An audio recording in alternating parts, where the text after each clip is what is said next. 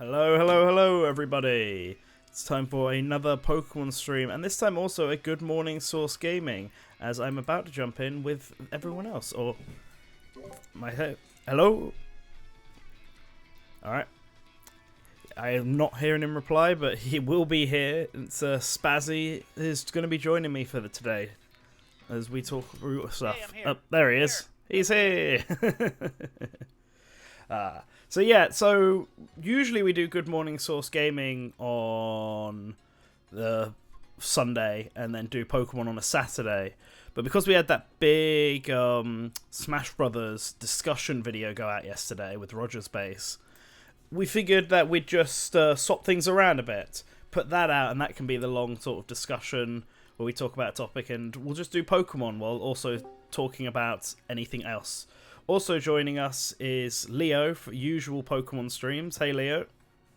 Any room for me, even though I'm not part of staff? Nah, of course. You're like an essential part of these Pokemon streams now. So.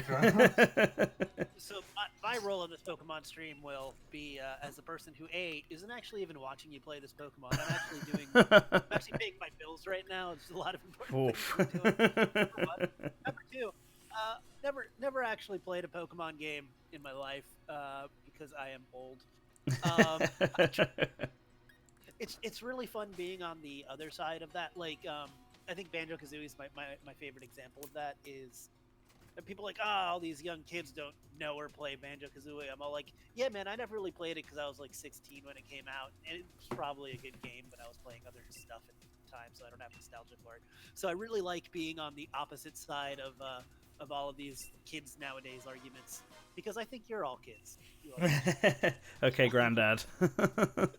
Out of curiosity, how old are you, Spazzy, if you don't mind saying? I am 37, I guess. 37? So, yeah, oh. I could possibly be the father of some of our younger staff members, and I might be. I don't know. Holy shit. We haven't looked into it. Yeah, keep that personal life separate from the professional life. Yeah. We don't judge where you come from here. Sorry, I was never there for you, Phantom.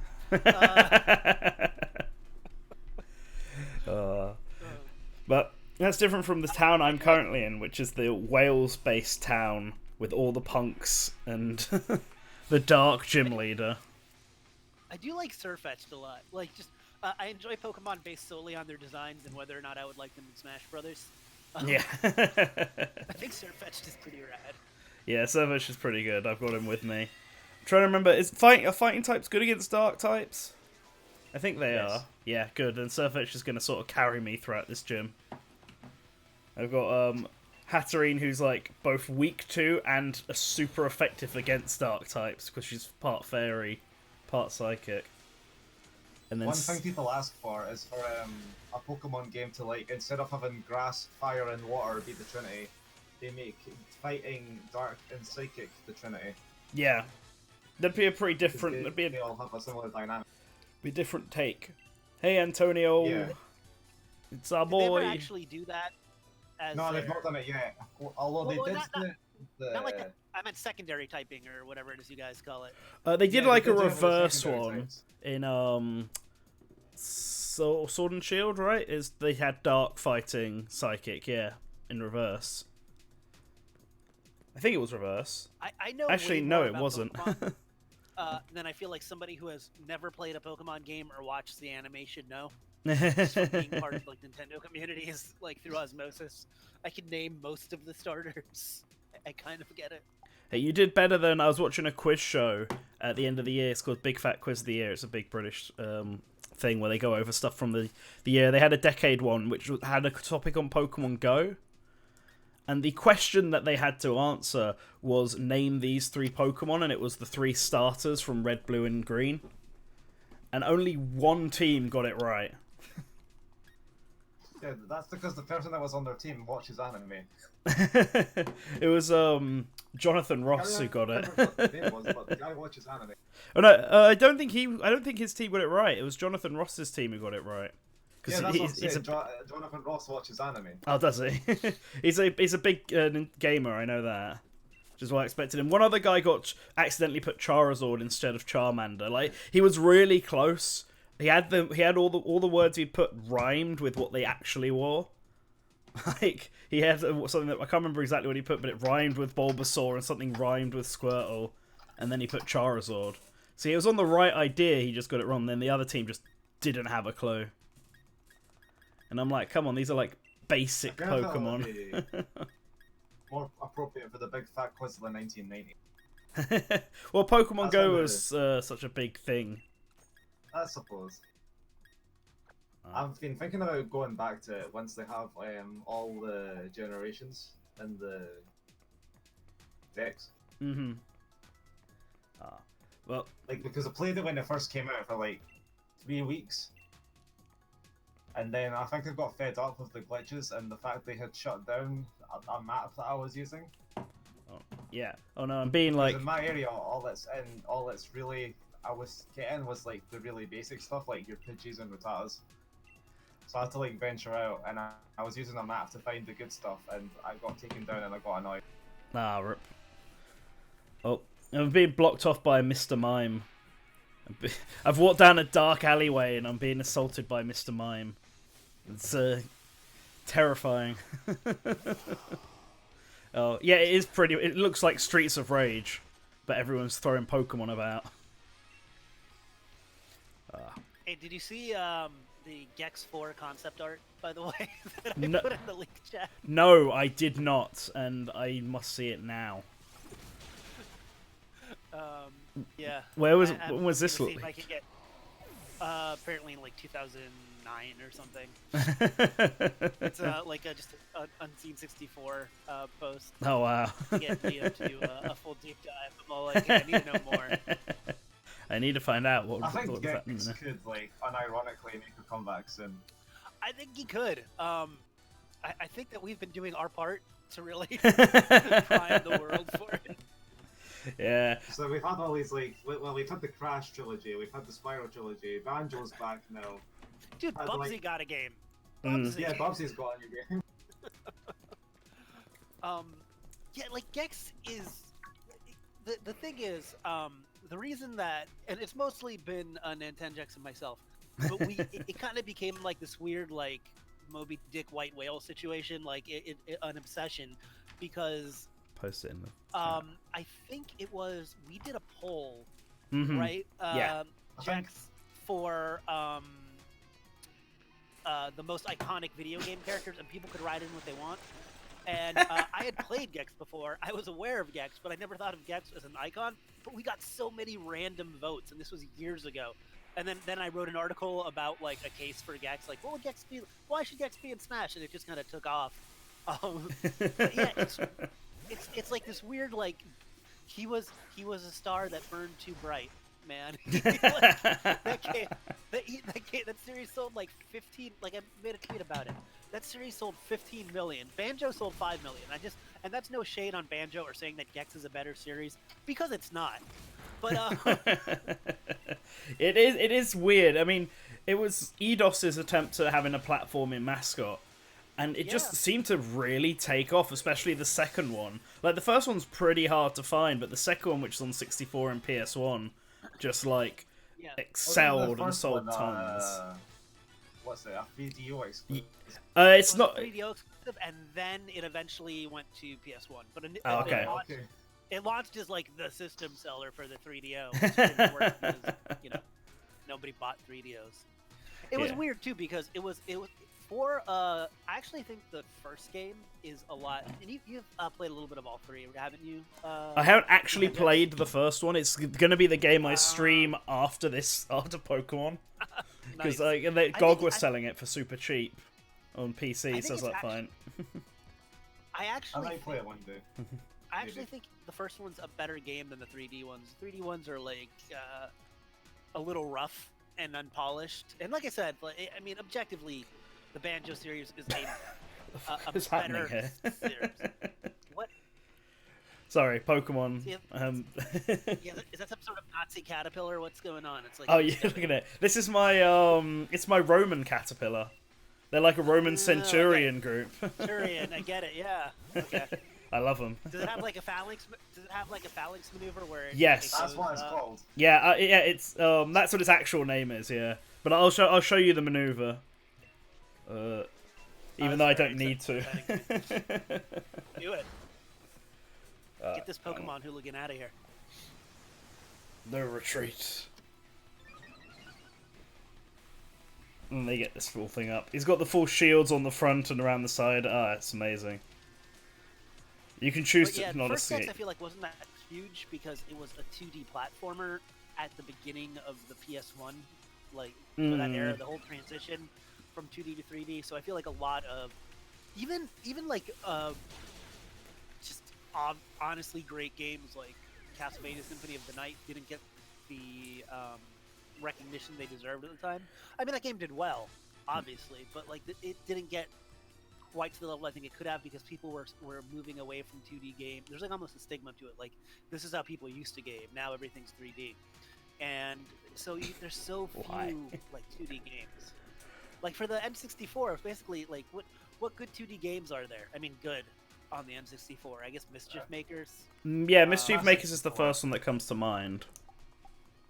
Would you say? 64. No, well, Smash is. Smash 64 doesn't count. It's not a platformer. Yeah, I mean, I guess it kind of is a platformer. Yeah. It's not a traditional platformer. All I can think of is Kirby 64, which tries to use the 3D effect, but is effectively a 2D platformer, and Mischief Makers. And then the entire genre kind of died. Like the Game Boy Advance kind of helped it out a little bit. But really, 2D platformers didn't make a comeback until the Nintendo doing all those revivals on the Wii with your Donkey Kongs and your Super Mario Brothers, and then on Xbox Live Arcade, all of the indie 2D platformers. Right. Now it's like a really active genre. I mean, it's not, and 3D platformers now are a little bit too. But for a while, yeah, it was dead. So I feel like the original Gex wasn't a massive hit. It was obviously big enough to make a Gex 2 in 3D.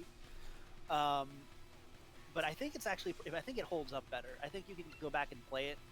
And if you go back and play the Gex 2 and Gex 3, they're not the greatest games. I mean, they're playable. I like Gex 2. I'm always going to have a soft spot for Gex 2. And depending on how the Gex 1 stream goes, I could potentially do 2 as well, even though I've played that game like 3 times. I've not played the third one. I've heard it's not as good. But I've got it. The third one's a little buggy.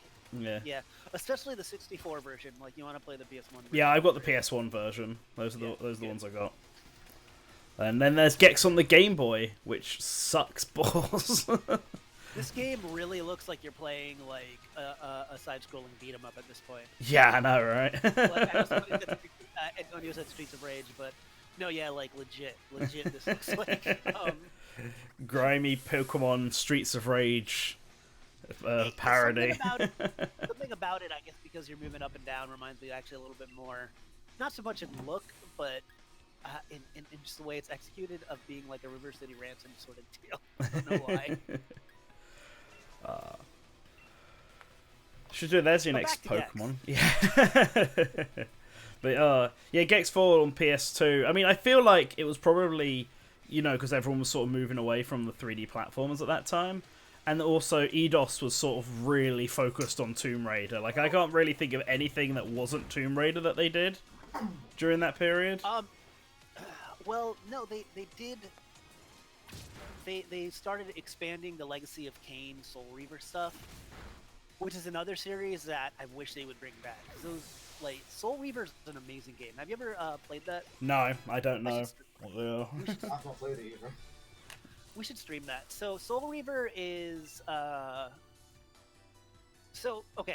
The Legacy of Kain series. The first Legacy of Kain was like an isometric, almost like a Zelda clone for the PS1, where you play as Kain, who is a vampire. And at the end of it, it was one of the first games that did that twist at the end where, you become a vampire and you have to. It's been a long time since I played it, so forgive me if I get any plot details wrong, but.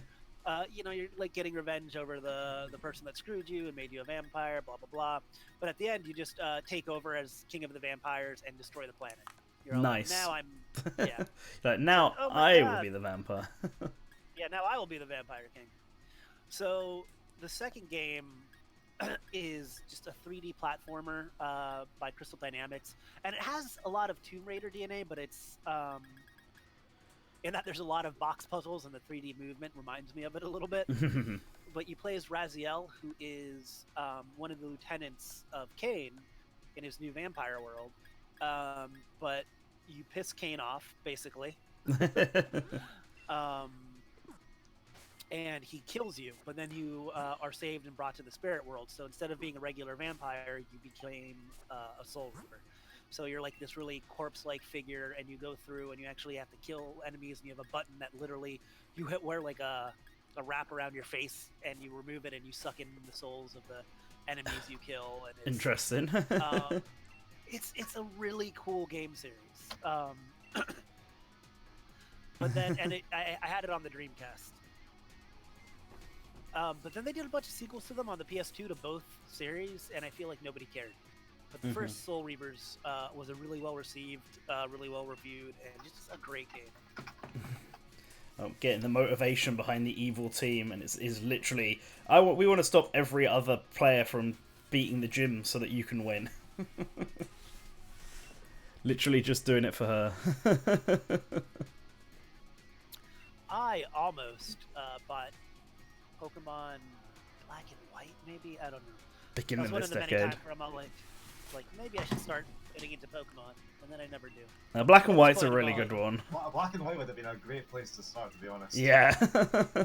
It's definitely like one of the best Pokemon games. This is for a Pokemon. This guy just wants to trade an Obstagoon for my Cantonian Mr. Mime. Do I have Obstagoon, in fact? No, I do not. This is really fucking random. So is there no Dynamaxing in this one? I'm not in an arena, but I'm about to fight the Dark Gym Leader. Yeah, there's no Dynamax in this one. That's his gimmick. Okay. His gimmick is to not have the gimmick of the... see, I feel like this scene should maybe have had voice acting, considering he's singing. Yeah, this is another one of those scenes. This is like how I was talking about the opening cutscene in a different part, where you have like the guy in this like stadium. Yeah, the stadium. Yeah, like this is another one of those moments. So they should have had it a few of them, yeah. He doesn't think he's a good gym leader, so he's like, so close the gym. The simple gym stadium. We can't even Dynamax our Pokemon, but okay then. This is really. He doesn't really advertise the fact he's a gym leader very well, because like he does like. Yeah, he doesn't have an arena. Yeah. Didn't show up to the big thing. Doesn't have an arena. Locked up the town. Yep. Oh well. At least he's memorable. We were talking about Gex a bit. I wouldn't say it's fair to say 3D platformers completely died around the PlayStation 2 era. Oh no, the industry seemed to think they did, though.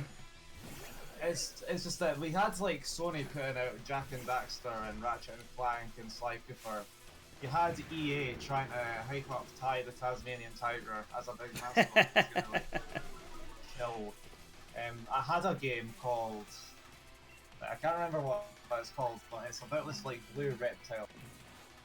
Blue reptile. Scaly, I think it might have been. Scalar, that's what it was called, right? Scalar. That was like a 3D platformer lizard. And he like, his main gimmick was like skidding around on like rails. Okay. But it was a platform at the same time, which is kind of strange. I've never heard of it before. Yeah, it was another one of those like dime a dozen 3D platformers that people try to make. Okay. See, I feel like the one that I always think about with that is Cow the Kangaroo. Have you ever played that? Yeah, I know what that is, yeah. Yeah. I've not played it though. I had it on PSP, I think. That's where I first found out about it, but I think it was on PS2 before. It was, I think the original games were on the PS1. Oh, okay. If I'm not mistaken. Oh no, man, my Wiggler got knocked out. This Scrafty is crafty. Like in the Patreon chat. Okay. I'll jump over to that while I'm fighting. Yeah, he's even got different gym music. This gym leader's really strange. He doesn't have the same gym music. He doesn't have Dynamaxing. He's barely... He's effectively just the leader of Team Yell, essentially.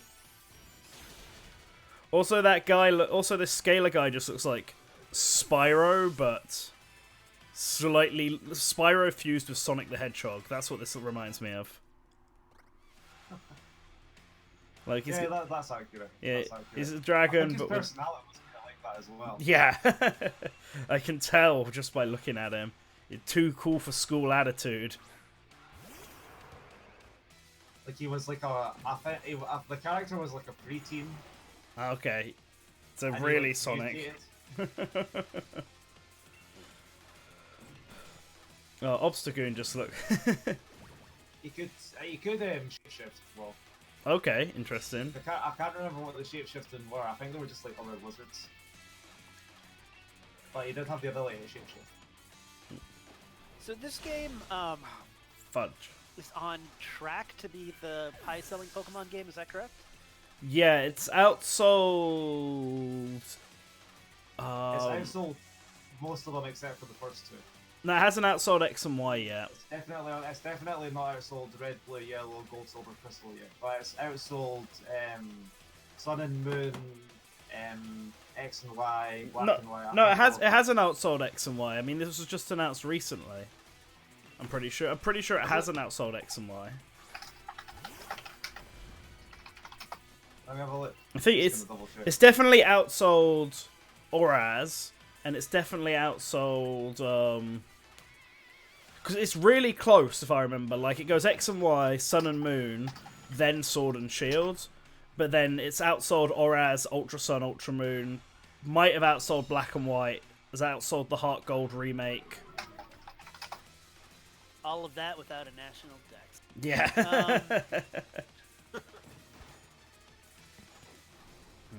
Come on, Sirfetch'd. Take him down. Fucking one-shotted him, baby.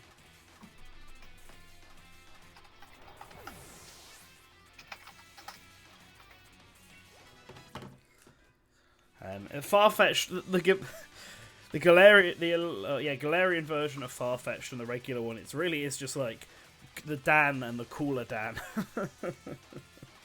That stupid meme. Farfetch'd and the cooler Farfetch'd.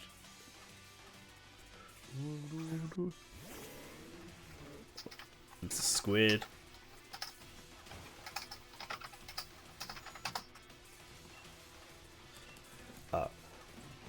Let's talk about that wonderful 101 supposed thing. Tragic Nintendo just to let it go. Yeah, I mean, I'm not surprised, but still. Yeah, if they didn't want to do it, this was the only publish it. This is the only way we were gonna get it.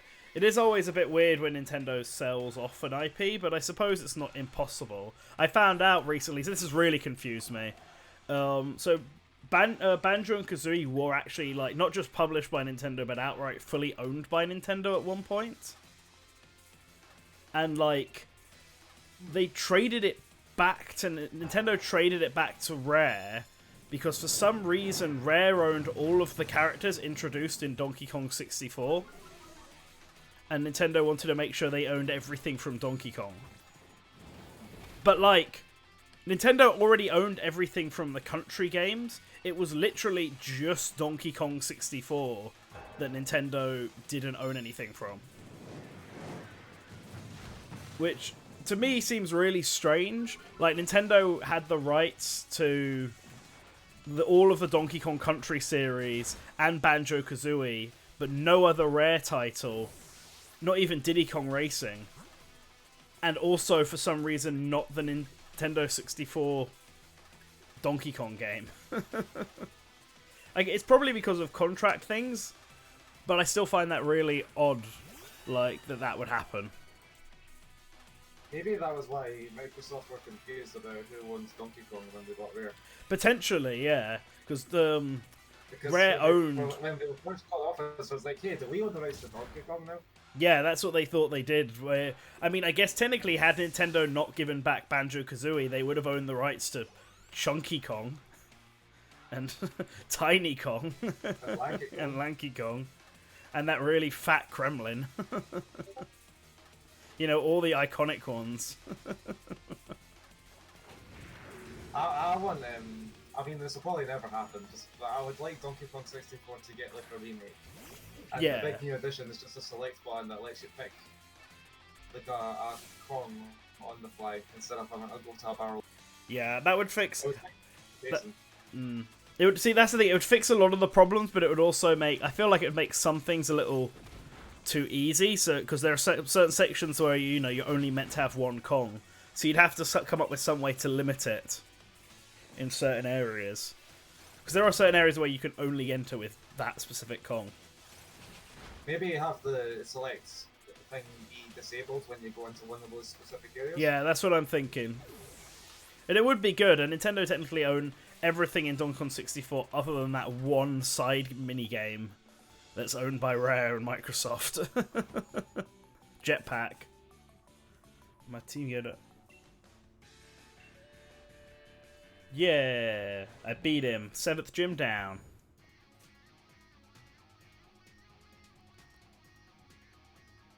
My Pokemon. That guy, that TBL grunt who's just sitting behind the desk.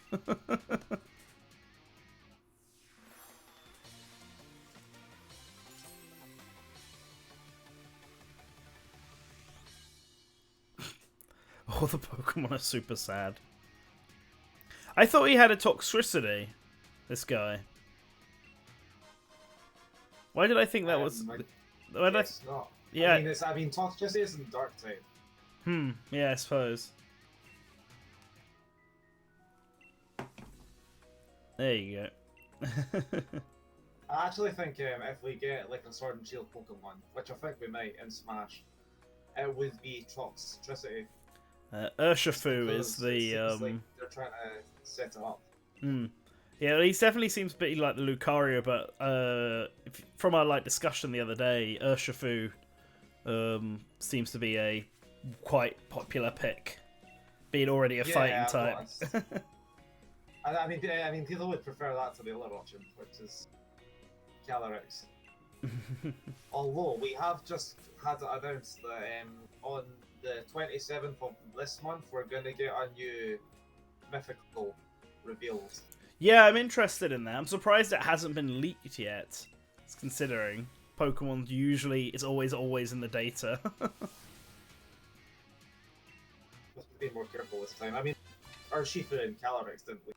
That's true. But they could also just not be because it's DLC, but yeah, I suppose you're right.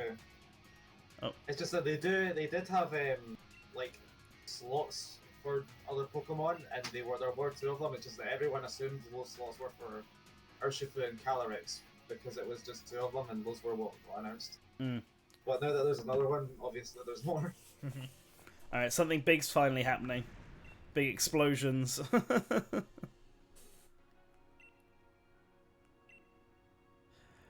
Are you gonna stream the Isle of Armor? And yeah, probably when it comes out. Nice. I'll join you for that. Yeah. Okay, I kind of get why people might be a bit annoyed at this particular explosion not gonna go do it scene.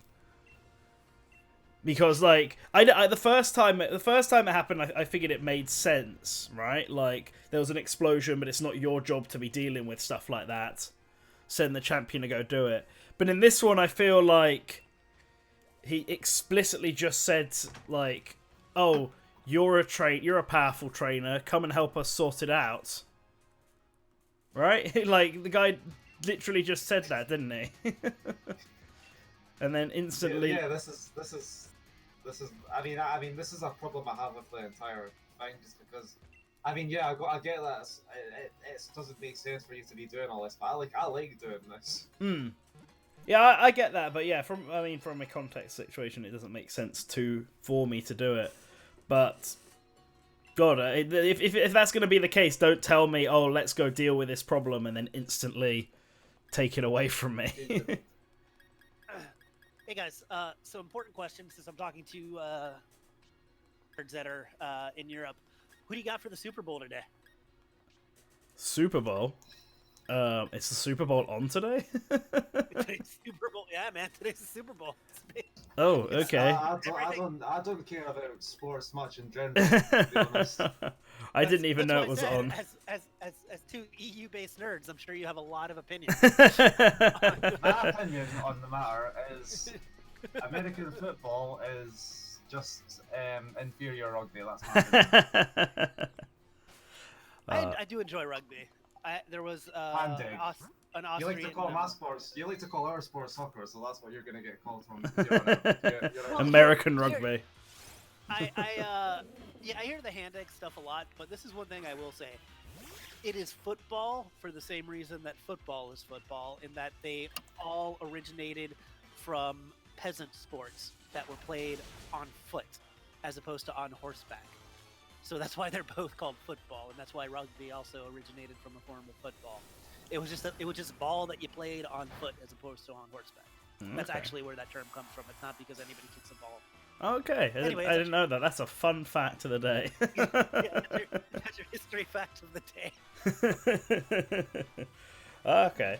But yeah, no, I don't. I like American football. I like watching it in person, not necessarily on the TV, because it's like takes forever, and it's cool to be in the atmosphere when everyone's getting super hyped up for it. But yeah, That's how I feel about baseball. Like, I can't watch baseball or any baseball type sport. Like, cricket's another example. Like, it's just sports that I feel like are kind of a little too slow to watch on TV. Like, I'm like, I don't know. I mean, people watch golf on TV, and that's like the slowest sport you can think of. Yeah, but you know what? I was at a bar a couple days ago, and they were showing some golf, and I'm all like, I understand watching it live. I'm watching it on TV is weird, but who watches that live? Do you just go from hole to hole, or you just stay at one particular hole and just wait for somebody to finally hit the ball there? I guess. Nobody in my family watches golf. I mean, like most of the men watch football. My granddad watches pool and Formula One racing. Okay. And sometimes the rest of the family watches ice hockey. But aside from that, nah. I only really watch football when it's like a big tournament. Same. I only watch sports when it's a big tournament or if I can go to the arena. My dad likes watching golf and cricket though, and football. So he gets into all of them. My fiance is Venezuelan and she's really into soccer, so I watch some of those games. I do watch American football. What I appreciate about American football is that, except for people that are really into college games, that like your team has 16 games plus the playoffs. It's a very manageable thing to watch. Like, okay, one Sunday for a couple months for 3 hours, I can do that. Like, it's so some sports are take commitment. Like, yeah, basketball is one of those since they play so many games. Let's see how many games a year do this. Yeah, Conor Lipard. Yeah. Yeah, well, usually over here things are split up. So like cricket is generally only played in the summer, and then rugby is only generally played in the fall. So right, exactly. It's easy to watch basketball, there's 82 games a year before the playoffs. I feel like that's a lot. Like, I don't have time to dedicate myself. So I watch, cause I'm from South Florida. If the Heat make the playoffs, I watch them in the playoffs, which is still a lot of games. But before that, like, I don't really watch it that much. Like I said, like I've been to one American football match and it was pretty fun being in there, even though they stop like every 5 seconds in that game. Yeah, I didn't. But an event when I was in America, unfortunately. I would have liked to just like get the experience. Well, they tried. You might have a chance because. Sorry, go on. I was only really allowed just to go to theme parks and no. Space Center. Yeah, I was saying you might have a chance because they were trying to bring American football over to here. That's how I watched it because I live near the big rugby stadium in the UK. They were doing American football there as a way of trying to gauge interest.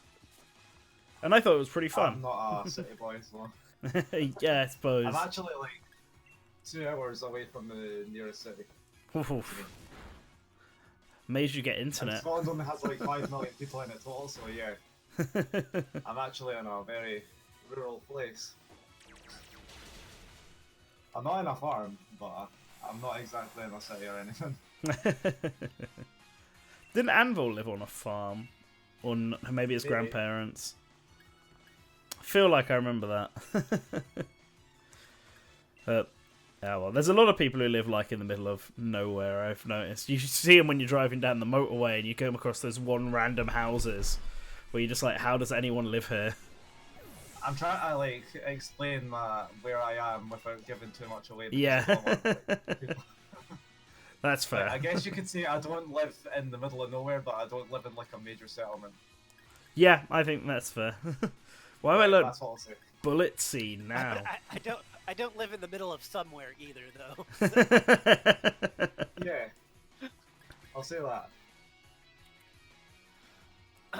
Anyways, I have the 49ers today, if anybody wants. Okay. That's my team that I'm rooting for. I think it's very important that all of our many fans watching this Pokemon stream right now also know that to watch the 49ers.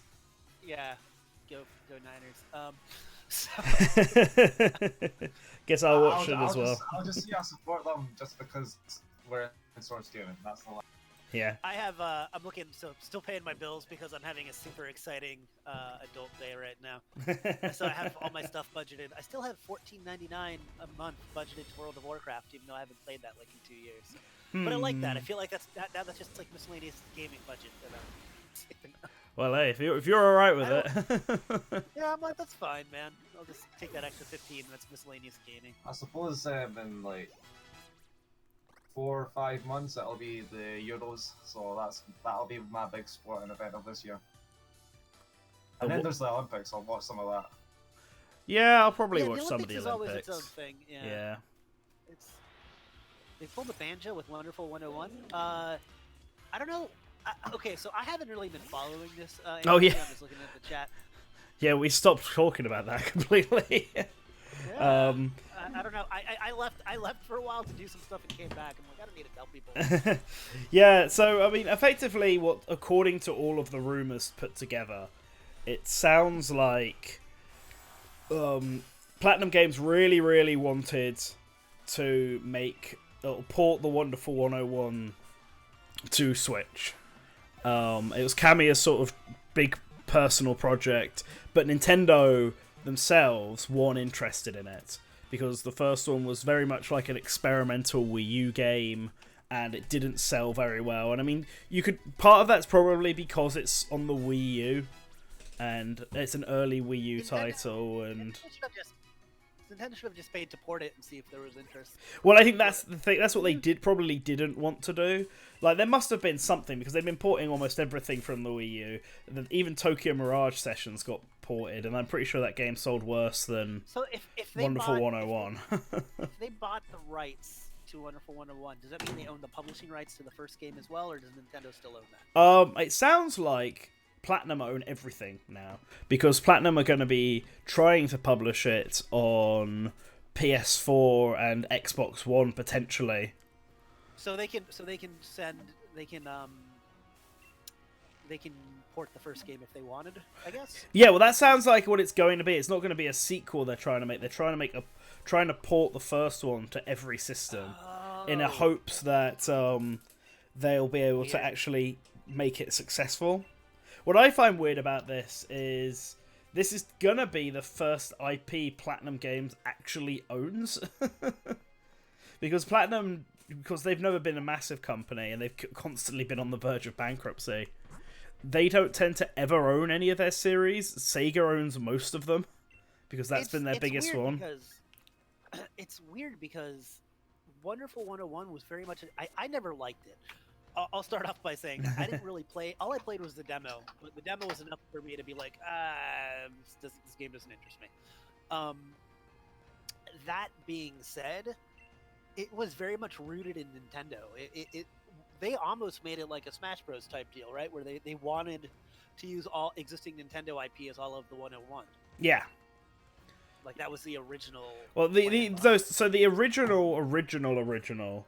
From what I understand is that they went to Sega like they usually do, and pitched the game with Sega characters, but Sega turned them down because Sega weren't interested in the project. Because Sega's like, this is not gonna make any money, guys. Yeah. I'm sorry. So instead, they went to Nintendo, and Iwata quite liked the project and thought it could work quite well on the Wii U, their upcoming system. So they funded it as to originally be like a launch title for the Wii U. Wow, the news spreads fast here. Leon's already dealt with the problem before I even made it through the tunnel, and it's already on the news. What is this? That's... I kind of get why people are upset about this. It would be good to actually see that maybe be in the fight as well with Leon, instead of just having Leon deal with it while I'm off screen. Anyway, back to Wonderful 101. Yes. Yeah, so they pitched it with the Nintendo characters, and Nintendo liked the idea, but they wanted it to be an original IP, not... Which I suppose benefited, because imagine if it was a game with Sega characters or a game with Nintendo characters. Cameo wouldn't be able to get the rights back to it at that point, because they wouldn't be able to reuse them. It's good for them, but I feel like it would have sold better initially if they actually... Yeah! If it was 101 Nintendo characters, I think it would have sold really well. Yeah, probably. I'm gonna have to dip just for a few minutes. I'll be back when I can be. Okay, Alright, so no problems. See you later. Alright, later. But yeah, no, it definitely would What have the hell been... is this Pokemon? What is that thing? What, double blades? That is weird looking. Wait, which one? The sword or the one I'm using? The witch one? Yeah, the witch, which you named Ashley. Good name for it. Yeah. That's a weird looking Pokemon. Yeah, Hatterene. It's like a midget, basically. It looks really tall, but it's actually really short, and it's using its hair to keep itself up and look more intimidating. It's absolutely terrifying. It's got an absolutely terrifying Pokemon Pokedex description in one of the games. It can sense people's emotions from a 100-meter radius, and doesn't like it. So if you emote too much around it, it will try and kill you. But over a 100-meter radius of itself is ridiculous. It's absolute absurdity of Pokemon in this. Do you like my dragon? Someone that, once again, doesn't play Pokemon games, I have to say the whole Pokédex debacle seemed silly to me. Yeah. I mean, I get that people transfer their Pokemon, but no other series ever maintains that. And it was the first move to HD, so my thought was, yeah, they'll start with a limited number, and then the next game will add those 2 more new and returning Pokemon, and they'll just keep doing that until they're caught back up, because it's HD development. Yeah, I mean, but that's the thing. I fully agree with you, and I think it's really just a case of, because Pokemon companies never limited themselves in which Pokemon they have, they've always been consistently having every single one. Most Pokemon fans just aren't used to it at all. Like, this isn't like Yu-Gi-Oh!, Digimon, Monster Rancher, and all the other monster collecting ones where they generally do swap them all out or use a lot of, alternate coloured versions like Yokai Watch and Digimon does. So that they can just cut them. Pokemon has always had hundreds and hundreds of unique Pokemon, but it was always going to come to a point where... there are over 1,000 Pokemon now. There was no way they were going to be able to get them all then there, along with everything else that's needed in the time they've got. Yeah, and that's the other thing, is that it's not... I don't think Game Freak's a lazy developer. I just feel like they're not a developer that's... they're very limited. They're not like a AAA developer. They really aren't. No, they aren't. They can hire a lot... They hire a lot of outside help, but I mean, the other issue with Game Freak and Pokemon in general is that Pokemon has specific deadlines it's got to meet because it's a multimedia franchise. It's not just a game. The game has to be ready alongside the TV show and the anime going out, and all the card games being printed, and any other merchandising things that are going to be happening. They've all got to sort of coincide with each other for the biggest push, so they can't really delay anything. Which, I mean, it benefits them in this era where people can just update games post-launch, which Game Freak are doing. You get in DLC, but you don't have to get the DLC to get all the new 200 Pokemon they're adding to the game. You can have it traded over and all that. Yeah, so, that makes sense. Yeah, So it's like they can do this Pokemon's now a and teapot. eventually, yeah, it is a teapot. Poltergeist. Oh, very nice. Yeah, this Pokemon's really funny because someone years ago on like 4chan or something was just bullshitting and being like, Pokemon's gonna get to the stupid point where they'll have like a series of T Pokemon and literally like named them all, and it's exactly what they're named in this game. They had all they guessed all the stupid correct puns that Game Freak would make around the name. I mean, I get that. That looks like a Yokai Watch thing, to be honest with It you. does. That one definitely looks like a Yokai Watch thing. But I mean, Pokemon always had like Jesus, yes, garbage and ice cream and stuff. It's always been kind of dumb. my hamster does not feel safe around all these fucking Meowth. My God. I do appreciate the fact that Pokemon's always all like, let's make a new Pikachu. Yeah. Every time. Let's do another one. Consistent. Go away, you ugly Meowth. Viking Meowth. Yeah, Viking Meowth. I really hope that every new region has a Meowth. And I hope they retroactively, whenever they do remakes, introduce a new Meowth variant. That's the new one. One new Pikachu, one new Meowth, every area. Yeah, do it, man. Oh man, I wouldn't mind that. I mean, I found it really strange that they did a Meowth after doing a Meowth last time. It's the only one that's been doubled up on. But I mean, it's a cat. It's like yeah, you'll have different cats everywhere. I get it. Yep, I suppose that's true. Get one for each different type of species of cat. Yeah. Alright, I'm gonna make some curry. You can do that for whatever dog Pokemon there are too. Yeah, the dogs one seems to always change. We got Yamper in this one. I guess it's a Corgi one. Yeah, it's a Corgi that turns into Corgi? like a Bloodhound. Yeah, an electric Corgi. Now to make curry in this bizarre ass minigame. This one actually uses the Joy-Cons and stuff to properly. You gotta stir. You gotta fan the flames. But you got to control your heat and stuff because if it gets too hot, it burns. They should use the same cooking sound effect from Breath of the Wild. They should use that for every cooking effect from now on in Nintendo games. When is Nintendo going to release Cooking Navigator Switch? The long-awaited sequel to the DS game. Man, I unironically want Linkle's crossbow training. That would be really good. Do they have any rights to, like, is Linkle in that Boshi area? Yeah, it may be. It's hard to tell. We need to have a look. I mean, the best way to tell would be the same way we found out about Nintendo owning Banjo. You'd have to find like something that would have the rights labeled on it, like a guidebook or in the credits, and just see what it says. Like if it says Nintendo own the rights to all the characters and events and stuff of the game, then Nintendo would own the rights to them, and all Tecmo Koei would know is the code. But it could be like a Boshi situation where Square own all the original characters and stuff, which is what Donkey Kong 64 situation was until Nintendo bought that one back. Yeah, but the thing is, it's a spin-off, unlike Donkey Kong Country, so I could see it being a situation where Tecmo Koei has, once again, like, I think the best example of that is Super Mario RPG and Boshi, where, like, Square can never use it because it's the character that's based off Yoshi. Yeah. But, like, Nintendo can't use it because technically the rights are still part of what Square has. Yeah. Because I think Linkle's a cool character, but also, if Nintendo wanted to, they could be like, this is Link, a completely different character, not related. This is Link-et. Yeah, we can. That's fine.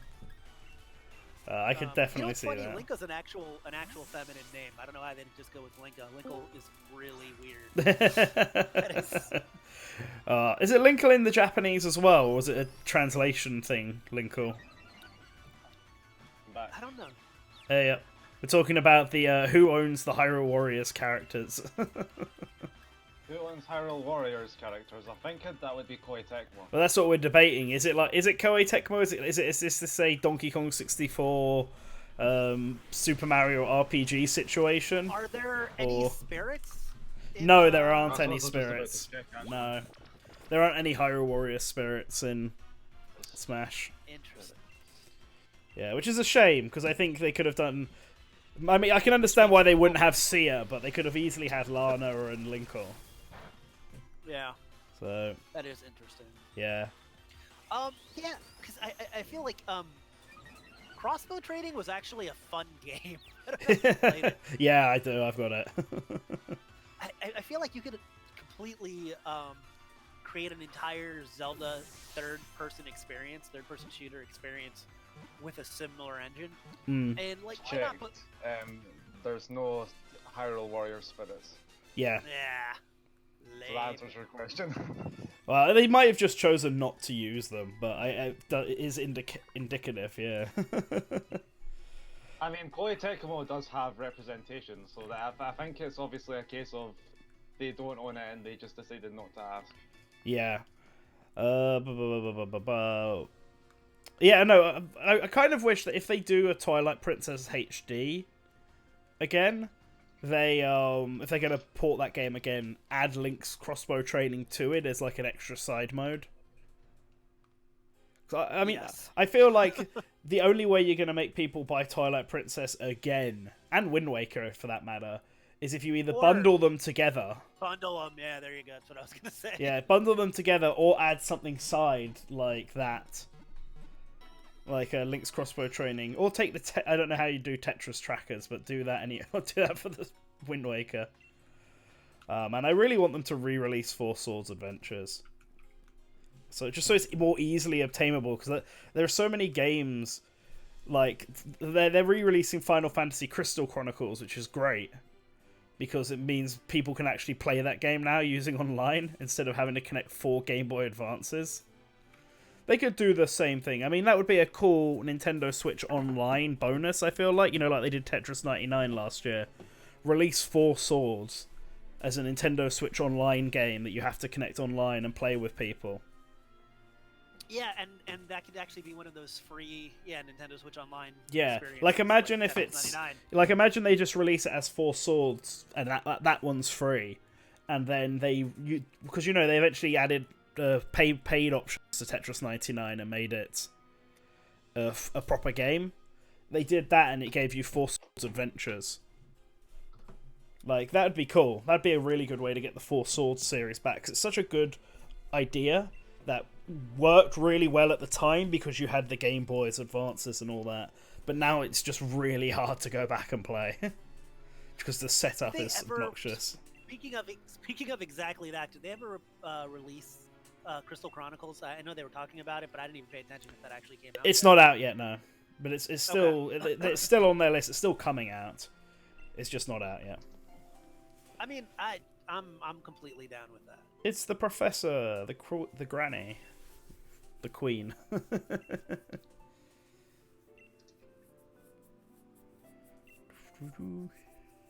Chairman's what? Do you guys think we're gonna get a Pokemon for DLC? I do not. I think we might. I mean, some people are telling me we can't just because we already had the first Spirit event. No, I mean, at the same time, there's a lot more Pokemon they could do. I think if they do, it's gonna be a character that debuted in the DLC, and that it'll be just completely focused on the DLC. So we're not gonna get any starters or any characters that we have any sort of spirits for. That's my thoughts on it. Yeah. Yeah, that's why the It'll be DLC like one. Urshifu, Calyrex, Toxtricity. Yeah, maybe just the new mythical. yeah, maybe the new mythical. popular characters. Yeah. Yeah, Roger's base on our discussion was all about the Kung Fu Bear, Urshifu. That's what it's called. Urshifu, yeah. Yeah. Based just off of design, I think Toxtricity looks cooler than Urshifu. Yeah, I mean that's true. Urshifu is kind of a generic martial artist. He's just a bear, whereas Toxtricity is like a punk rocker, poison electric type, which is pretty rad. And then you've got Calyrex, which has a very unique design, but no one likes the unique design. Well, it's funny because Urshifu reminds me of something you would get out of maybe a Tekken character. To be honest with you, it's like a Kung Fu Bear that switches stances and has slightly different moves. I'm like, that sounds like a 3D fighting game character. Oh, speaking of 3D fighting games, have you ever played Fighting Vipers? I've supposed to heard of have. Flaming Vipers. It's pretty good. I've never played it. Yeah, we were playing it yesterday. So my friend was like, "We can get a 3 weeks trial of PlayStation Now. So let's get PlayStation Now and just play a bunch of random trash, all good games that we could find and it's stuff we'd never played before." So we're playing. I did put some of them on Twitter yesterday. We're playing Daytona USA, Sonic the Fighters, and Fighting Vipers was one of the games we played. So you had like a Sega. Yeah, we had like a little Sega night going on. We also played Star Wars Pod Racing Revenge, the sequel to Star Wars Pod Racing. Okay. Yeah, it's not good. It's not good at I had all. a Star Wars racing game that was really cartoony though. It might be. We might have- Super it Bombad might be Racing. making it too. Super Bombad Racing, that's what you're talking about, Leo. Guarantee. I had a lot of cartoony racing games that were Mario Kart, and I played them all before Mario Kart. It's so tragic. Did you have Pac-Man Racing? I did not have that one. I had Space Race, which was the Looney Tunes one. Okay. I had the Cartoon Network one, which was I think it was just called Cartoon Network Racing. I had one of the Nickelodeon racing games, which I think it was the first one with like the Rugrats as on the front when they were the mascots. Okay. I had not the original Crash Team Racing. Okay, but the second one or the third one. Came out I think it was the third one because there was platforming sections. Yeah, the third one was the one that was like Double Dash inspired, where the two cars could smack into each other and fuse. Yeah, it was that one. Yeah, it was that one. Yeah, I had that one as well. I skipped the second one and ended up just on the third one. I'm pretty sure there were others. I think there's only 3 Crash racing games. And then this remake is a remake of the first one with characters from the other 2. Oh, I'm just trying to think of like what other cartoony racing games I had as a kid. Is there a Nickelodeon one? I had a Nickelodeon one. I think it was the very first one. There was Nicktoons Racing. That was what I had. Nicktoons Racing, Cartoon Network Racing, Space Race. I had the third Crash Racing game. This isn't a racing game, but I had the Simpsons Road Rage. Ah, yeah, I had Simpsons Road Rage. I can't believe no one at any point thought, this is a bit like Crazy Taxi, this game. Like, it's... Sega did. Yeah, Sega clearly did, but it's like so identical to Crazy Taxi, and it's supposedly not on purpose. Listen, I know that's a pelican. I know that thing's a pelican, but he looks like he has a toilet for a mouth. That was... Well, he's dead now. That's not good. Yeah. Don't enjoy that. Can't wait for the next 2-gen Pokemon. Whatever, bring back the National Dex. I've really tried to bring back the National Gex trending several times. We'll get it. We'll do it. So, since neither of you were on the discussion, I was going to get your list and I forgot since you weren't on there just to share it. Yeah, that's fine. Fighters Past 2 predictions. Yeah, we've talked about it a few times. I can do mine because I kind of did it already in the some of mine fluctuate a lot. Let me grab what I said for mine. When did you do yours? I've mentioned it before changing on stream, but I was asked the same question yesterday. And apparently mine was like a combination of everyone else's. It's somewhere in this. I'm just trying to. You were asked like on Discord. Yeah, I was asked on Discord. I was asked on Discord, like when the discussion came out. Yeah, you asked me. Oh, I did ask you. Yeah, you. Thanks. Hey man. So I've got. Guy. So the 3 so the 2 I'm pretty confident in are Gino and Travis, and then I agree with you on Lloyd as a Namco character.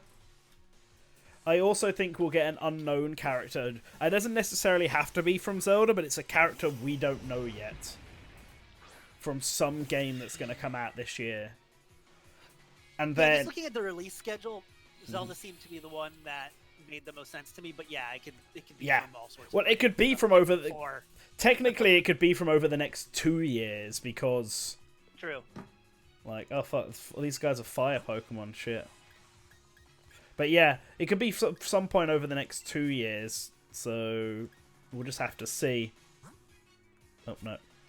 Yeah, and I know I said Fiora, but I could definitely see another Xenoblade game being in development that we don't know about, and having a character from that game come Yeah. Give us Rhine. I have Make it Rhine time. no prediction for Well, to be honest, unfortunately. to be I'm honest trying with to stay you, out of predicted stuff. to be honest with you, if you're talking Xenoblade, one characters, Melia would be the Yeah, Melia would be a really good choice. yeah, just moveset wise. Plus, she's a great character. Mm-hmm. But I like all the characters in Xenoblade. Xenoblade, Wolfman and I had this conversation once where we're all like, it's interesting to think that Xenoblade has the same amount of playable characters as Chrono Trigger does.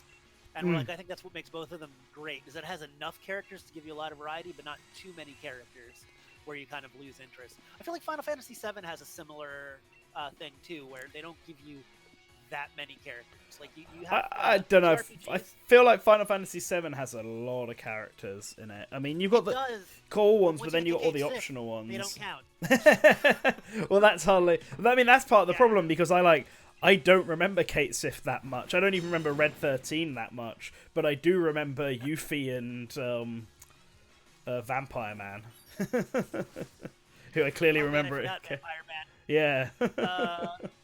You know what?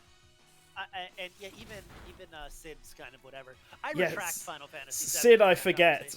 Dragon Quest 11 has a good. Like, I've just finished that game, and that has about 8 playable characters in it, and they're all super memorable and really charming. So, I think that works. I think it works for that. I think having a smaller party. Well, even then, like Golden Sun Dark Dawn has 8 party members, and there are some that are just really forgettable.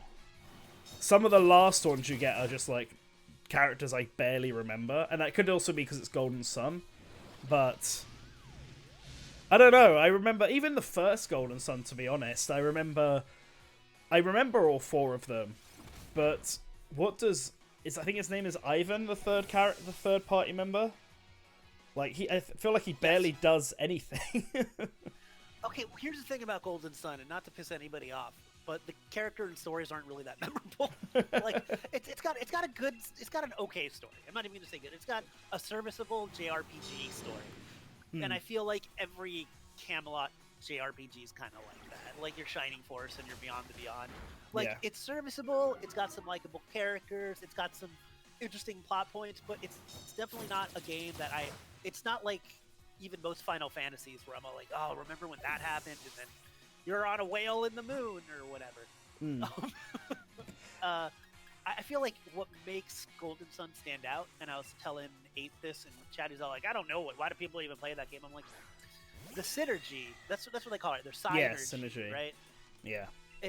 That's what makes that game stand out. That and all the weird summons and stuff. It's actually a game that stands out more because of the gameplay than the story or design of the characters, I think. Yeah, no, I agree. The synergy aspect is pretty good in that game, and you can sort of because it's all based around the summons you've got. You can, when you swap them out, your synergies change, and it really allows you to customize the characters more. And it's got a pretty easy to understand magic system based around fire, earth, wind, and water, like the usual 4 elements. And you can use your synergy for puzzle solving on the overworld, which I think is different than most JRPGs, and adds a new layer to it where you're like, oh, and then I need to use this person for this and this and that, and then oh, what if I move this? And like, I think that's definitely what makes Golden Sun Golden Sun. The story, like I said, it's not bad. It's just not. If it had been with a game with kind of less of a gameplay hook, I probably wouldn't like the series that much. Like, I think it was an okay series. No, I think it's a pretty good series, but that's based largely on the gameplay for me. No, I get that, and I do agree with a lot of that assessment. To be honest, it is just a I think what it is, because when I think about it, I remember the 4 characters I remember the most from Golden Sun are Isaac, Garrett, Felix and Sorry, Jenna, someone came up. who are like effectively the two first protagonists from both the first and second game, and then everyone you get after that isn't really important at all. I'll give it credit to the water ones. It might just be the wind ones, to be honest, because I think Mia I somewhat remember, and I actually don't remember his name, but I do remember his story, the other water guy from the second Golden Sun game. But the wind ones are just never... They both look really identical. The only difference is one of them's a girl and one's a guy.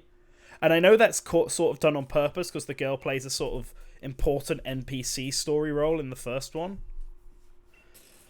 But also, they're just not very interesting characters, either of them.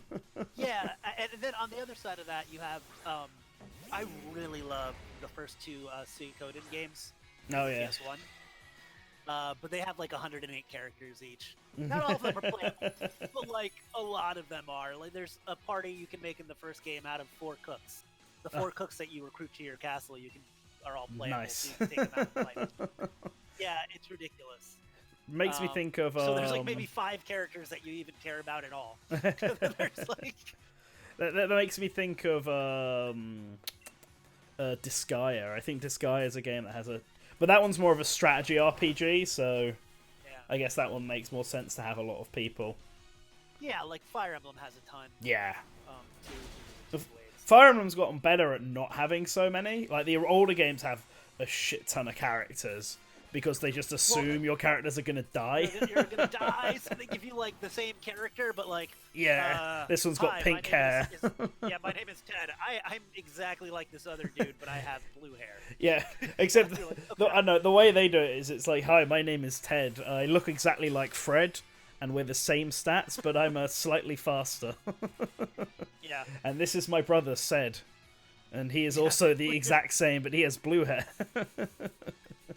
Have you met our Pegasus Knight girlfriends? There's 3 of them. They're all sisters. It's that game. I love Fire Emblem, but the old ones are so. I'm not a huge Fire Emblem guy. I need to play Three Houses eventually. Yeah, I think Three Houses is pretty good. My thing with like a lot of people seem to treat Fire Emblem as if it's become this weird waifu bait game. It's really only Fates that kind of went too much in that direction. I think people just saw the school setting and instantly started thinking of anime, even though it's like really not. But yeah, Three Houses is good. I found your list. Gino, Travis, Lloyd, an unknown character. I'm assuming an unknown Nintendo character. Yeah. Arl and Crash. Yeah, Arl and Crash are the ones I flip flop on. Sometimes I do Ryu Hayabusa instead, and I think if Hayabusa is not a playable character, he's one of those people that's going to be a Mii costume. Yeah, I could see that. I could see that. But I like the Mii costumes. I'd rather have that than nothing. I agree, but I want to play. Like he's my number 1 character right now. I really would like him to be in. Like I really like Doom Guy, but if Doom Guy's Mii costume, I'll be okay with it. Like, you know what I'm saying? Yeah, I Especially agree. because it doesn't look like he's going to be playable. Yeah, I really wanted Doom Guy to be playable, but I don't think he's going to be playable at this point. No, yeah, me neither. But, and I feel like he would work fine as a costume. And to be honest, I'd like So, V Gunner has the side B that's essentially Din's Fire. Yeah. It works like Zelda's Din Fire. It has a down B bomb, like a little rolling bomb that I guess is supposed to be similar to Samus's bomb, but is actually more explosive. It doesn't really work the same. And and that neutral grenade lob. And I feel like I want to make a Mii fighter that has those 3 specials. But I feel like none of the actual characters fit that, and I feel like I could that's okay. Like Doom Guy could do that. Be fine. Still wouldn't be a perfect fit, but like I could see that. Yeah, I think Doom Guy and Dover King are very possible Mii costumes, especially after getting Altair. Yeah, Altair is the one that made me think. Yeah, because Goemon too, but Goemon was just kind of more of a legacy Mii costume. Yeah, he's like probably the next big Konami character after the ones that are already in Smash. Yeah, Antonio, we're gonna have a really big video / article coming out soon about indie me costumes. Yeah, It's been in the works so long that Mango Viking forgot that he submitted to the article in our staff chat, and then Oh, hi, wrote to me and Roy. said, I have an idea for an article / video, which is exactly what we already said we were going to do, and that you had already submitted information for. Yeah, I mean, like, it's just a matter of me. I've written it into a script. I just need to record the audio for it now. But I've been trying to do the Echo Fighter video, and it's just taken me so much longer than I wanted it to. Like, I've got everything laid out. Well, I'm in this weird sort of conundrum where it's like, if I just grab random Smash footage, I could easily render it today, but it would literally be a lot of static images and no moving. And I kind of had some really cool ideas I wanted to do in this video. Some good jokes and stuff like that to sort of keep it humorous, but also with informative. But that just takes a lot more effort. But at this point, I want to do it. But that's been my big focus. I might do the me costume one before then, though, just because I think it'll be easier to do.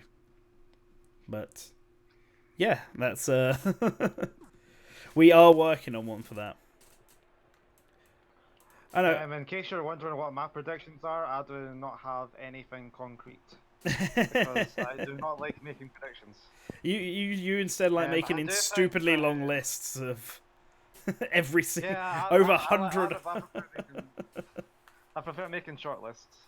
I wouldn't call that list you made short. It was like, Spazzy, I don't know if you saw it. We were talking about it last time. Leo made a list of all the characters he thinks is possible for the game for Smash, and like kind of ranked them. But it's like a list of over like 100 fighters from like every single company. It's like I think I'll repost it again in Patreon just so that way you can have a look. Yeah, so you can have a look, Spaz. Yeah, my favorite is Nicolo / Cody on that video. Everybody's picks that we did with Roger Space. Yeah. He picked Toro. Yeah. Sony mascot Toro. He's all like, I'm like, that's a bold pick, man. Right, feast your eyes, Spazzy. Oh shit! It's a double battle fight. Oh no. Also, apparently, my hamster is the actual worst choice for this. Great. Oh no. That is my thoughts on Cramorant. Good post. I wasn't even looking at.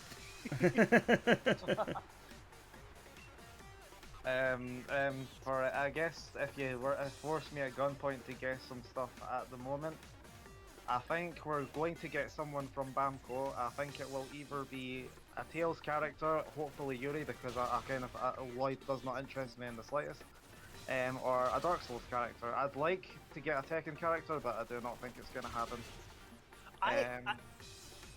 Sorry, go ahead. Aside from that, I think Crash Bandicoot's likely, but I'm not sure if he'd be 6. There's this thing being spread around about him being 6 because of some random Twitter. Yeah. Ryu Hayabusa, I think, has got a pretty good shot as well, regardless of rumors. Hey, here's the thing. I know a lot of people were saying that This has worked out pretty well. 3 houses, nobody was guessing it. But we all, like, I could dig up on Discord when they said the 3, I'm all like, it's going to be 3 houses. Yeah. I mean, I think it's... The reason people weren't saying is because we were all thinking, Sakurai's not really going to do that again. Yeah. But we all knew it was kind of a possibility, and it was talked about. So just because somebody guessed it, I don't think... It's not like if somebody had guessed... I don't know. Like, even if somebody had guessed another first party, even if somebody had guessed, like, Captain Toad, I feel like that would have been like, oh man, Captain Toad. But, we weren't talking about Byleth, I think because a lot of people just were hoping it wouldn't be Byleth. Yeah. But... I said as a hypothetical, hey guys, what if it was Byleth? And everyone just like, oh, no, mate. I mean, this is the thing. If you look to, like, a load of our discussions, it's in particular me and Shadow Link would bring up Fire Emblem, like, a ton. It was always like... we'd bring it up, and I'd say so one of us would be like, "Oh, they could do Byleth," and then I'd say I'd rather have Edelgard because it's an axe user, and he'd say he'd rather have Dimitri because he's the better character. But we'd like both agree that they'd be more interesting than Byleth. And I actually think giving Byleth all of the weapons is probably the best way to go about him. Because if it was Yeah. just a sword, I would have been really upset that they didn't go with someone more interesting. It's But weird to me that almost everybody I see refers to Byleth as a her, because I honestly think the male design is so much better. I feel like the female design's overly complicated and kind of silly looking. I sort of agreed on that, but I found myself using the fine. female one more. Well, it has that awesome metal guard alt. That's probably Yeah, I like using the Edelgard and the Sothis alts. yeah. But anyways, I think that there's a Peace. slight possibility we could get a Mortal Kombat Mii fighter. I think that's the. We'll get it. No, you gotta keep telling Hamada this because he really believes we'll get one. Yeah, no, like the best that'll get is a Mii fighter. I mean, if I'm wrong, I'm wrong. I don't care. Yeah. You know, here's one of those things that I brought this up, I think, somewhere, maybe in Discord, like a day or two ago. This is something that only Spazzy wants. And a lot of people would be like, that's a waste of resources, that'll cause balancing problems, blah, blah, blah. But I would love if specific Mii costumes, like, you know how they already come with music? Oh, If they come with one special move that you could add to the Mii fighter, and it would unlock it for, like, anything. You don't have to use it for the costume. Mm-hmm. But let's say, like, you bought a Bomberman Mii costume, right? And it unlocks a new down Mii for Brawler that spawns a bomb That would be pretty that neat. follows you. Yeah. So that you can actually make a character that uses at least one ability that character would use, you know? Or like a Sub-Zero Brawler or Sword Fighter that has a neutral special that just is like, you know, freezes somebody. Like something like that. Mhm. I think, I understand it would be it'd be more resources that people would want to put into something like that. It would cause balance problems overall for people that like to use these competitively. But I don't care. I just want, it would make the bees that much cooler. Like, I feel like we don't have enough customization with them. The other thing is that, and this will be in future games, if you're making a customizable character, why not give us a big list of taunts and victory animations that we can use? Like, so if you want to make somebody more of a martial arts fighter or more of a ninja, Yeah. or more of a like knight style hero, you have animations that go with that archetype, you know? Yeah. Spazzy, just quickly, I don't know if you're watching the stream, but I'm now fighting a fucking skyscraper. I do see that. You're using Yeah, Gex. for sure. And Yeah. And yeah, this is. Of all the British buildings to put as a Pokemon, they put in the Shard. Yeah, I know. It's just ridiculous. It's a dragon that looks like a lighter that turns into a goddamn turns into the goddamn shard when it fucking Gigantamaxes. What is this? Alright, well anyway. I actually saw like so many fake designs of like a Big Ben Pokemon and like a London Eye Pokemon. And I think there was and no designs for the Shard. Yeah. Even though, fun fact, the Shard is actually the biggest skyscraper in Europe. Yeah, it is. Which is why I guess it made sense. Well anyway, my giant apple is going to destroy it. Meanwhile, Gex is just down on the ground like... I didn't realize that was an apple until you said it, because I'm not really paying attention to the screen. Its name, And, its name is Flapple. That's his actual I name. like it. I dig it. It reminds me of there were like these toys that were. I think it was like a toy line from the '80s where it was like. Holy kids love shit! Transformers. They turned into rocks. It's just rocks that turn into monsters or dinosaurs or something. It was. God, let me see if I can find that. Jesus Christ. This thing's obliterated me. Well, Rock Spazzy, Lords. what do you think of Appleton? You probably actually haven't seen this. No, yeah, you won't have seen it. Here we go. Appleton. S&P Future.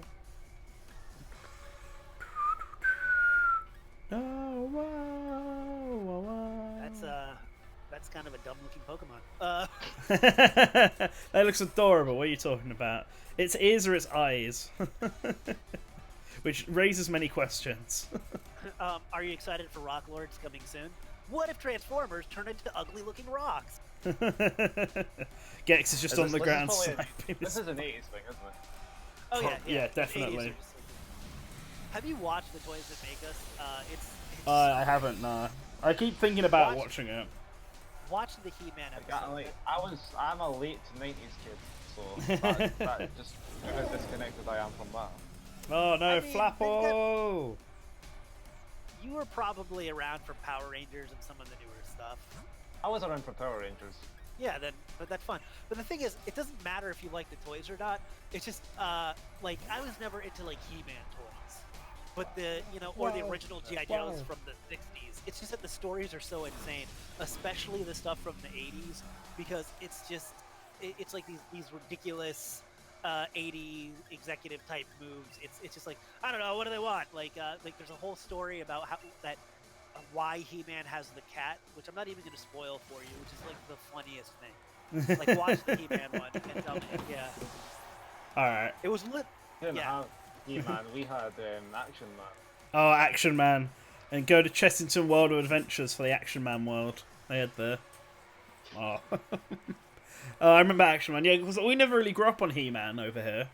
I remember it. But yeah, it was definitely all about more about Action Man was our GI Joe as well, because we didn't really get that. Action Man looks just as generic as GI Joe does. Yeah, oh yeah, he's definitely. Action Man's a weird one because like GI Joe, I think were much smaller action figures, whereas this guy is like a social media influencer. Action Man's are more like Barbie for men. Like they were those sort of size. And you could change their outfit into military gear. The original GI Joes were like that. Oh, okay. The little 3 1/4 or whatever figures were actually made in response to the Kenner's Star Wars toys from the 70s and 80s, because those were the same size. So they're like, well, we'll make them the same size so that you can use your Star Wars action figures and your Star Wars vehicles. So you can have the G.I. Joe Star Wars crossover you always dreamed of as a kid. Yeah, exactly. Like, dude, trust me, watch the show. It doesn't matter. It doesn't matter if you care about toys at all. The Ninja Turtle one is phenomenal. I love it. I love the story. I can put it on in the background while doing something else downstairs. It's a perfect show for that, honestly. Mm-hmm. Back to Smash Brothers. Yeah, someone, Mohammed asked in the chat whether we think assist trophies or spirits can get upgraded to DLC fighters, and I think it's possible, but I don't think they will. You have Gino in your predictions. What are you talking? Oh yeah, well yeah, okay. Spirits, base game spirits are more likely to than assist trophies are. But I feel like Gino's. I think Gino's going to be the exception, not the rule. Yeah, I think base game spirits. I don't think any spirits that were introduced in events will be characters, because I think by then they already kind of had an idea of who they were gonna make. Yeah. So sorry, fans of Tetris Blocks, or Resident Evil, which I think is more likely that you want as a character and not a main. Yeah. But I do think base game spirits don't matter.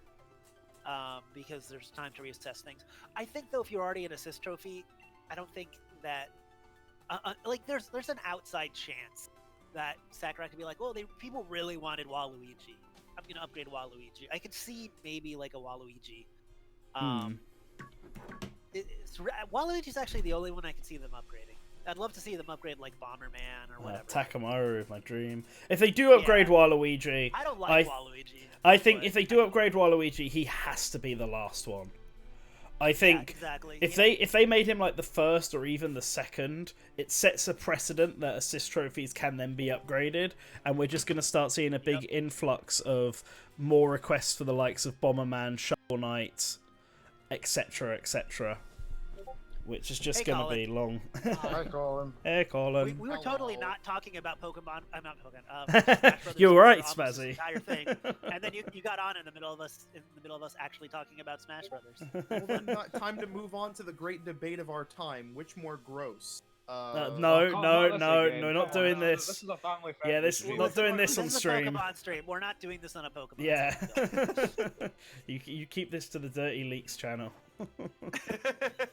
Dirty leaks. I like how that came about because people are like, "Oh, Colin's gonna get mad that we're talking about Smash again," so I just took it in a completely different direction. Oh, Sonia's yeah, but professor. I really think a Namco character. I really think a Namco character will make it, and I'm really shocked that not more people are on that train. But yeah, whatever. Well, yeah, because they're not a cartoon character, so. They got Klonoa, I'm which I thinking proved. Tales of Dark Souls. I proved If that it's Tales, please Klonoa. be Yuri, because Lloyd bores me at this point. Yeah, I don't want it to be Lloyd. I want it to be Hiachi or a Dark Souls character. I mean, all Klonoa. I would be fine with it being Klonoa. I just have no affiliation for the character. Listen, here, Jex. Yes. Klonoa, I made a tweet about it. He has less traction on Google than Gex. There are more people Googling Gex than Klonoa. Our So influence has spread far and wide. Yeah. Oh boy. By the way, guys, I'm actually laughing at something else. Nah. You wouldn't know the context. I'm sorry. No, okay, I'm sorry. We had to be there. Sorry. They're inside jokes. He really doesn't want anyone today, to by know the he was way, laughing guys- at Gex. Oh, really? No, I'm actually playing Smash with the Discord. Oh, I okay. decided to dispose of Ryo in a very disgusting way. So today, guys, is Brian. a really great day to go to theme parks if you like that, Why? because it's Super Bowl Sunday. Oh, so the theme park's empty. Oh. It's like, yeah, it's one of the best days to like hit up Disney. You know, it was really funny. I went to Universal Studios. Holy shit, Hope, during, that was fast. Halloween, like Horror Nights on Halloween night. It was surprisingly more empty than I thought it would be. Halloween Night's not a. As somebody who worked at Universal for 5 years and worked at Horror Nights and has been to a lot of them, Halloween's actually not that huge of a night because people are actually doing other Halloween things.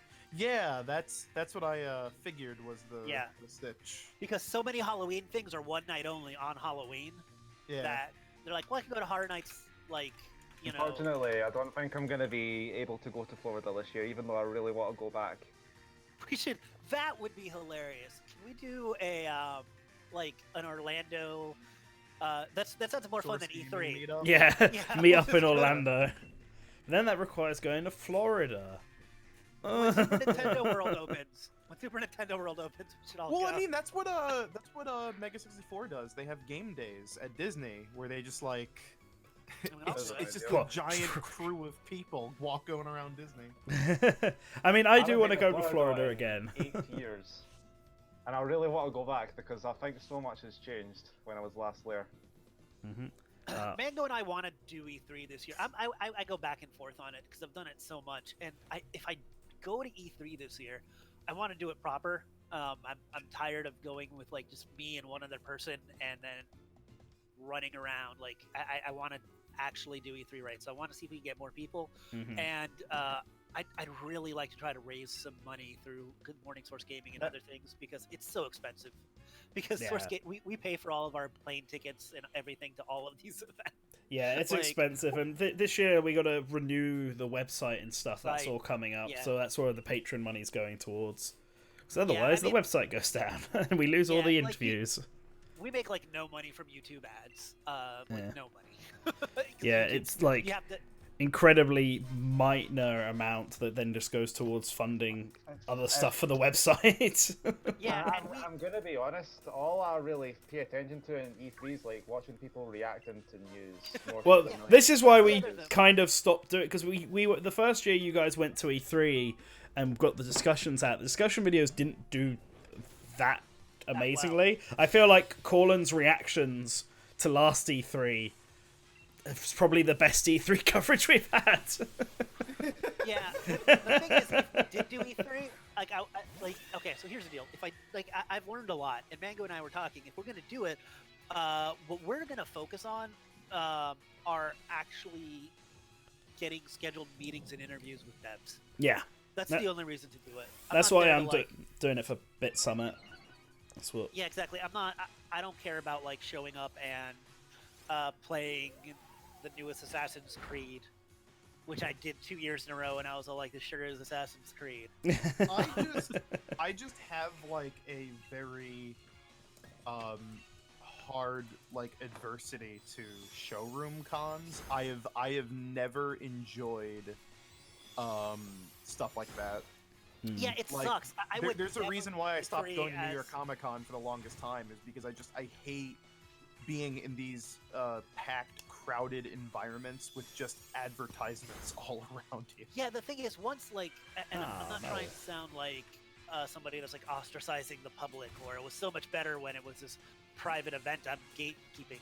But I mean, it was. Oh, no, like my highlights of New York Comic Con was me flashing the press badge, and they're like, "Okay, we'll have you try out this demo in a secret room off to the side with no people around you." And I'm like, "Oh, kick ass!" That was the big benefit I got with Doom Eternal, where like the queue was like 2 hours long, but apparently Bethesda had forgotten to organize press things.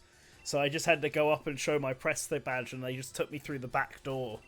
And there were like 2 monitors. That's what happened with Walking Dead Saints and Sinners. They literally had like closet-size rooms just for press to play the game. You weren't in the general area. You were off to the side.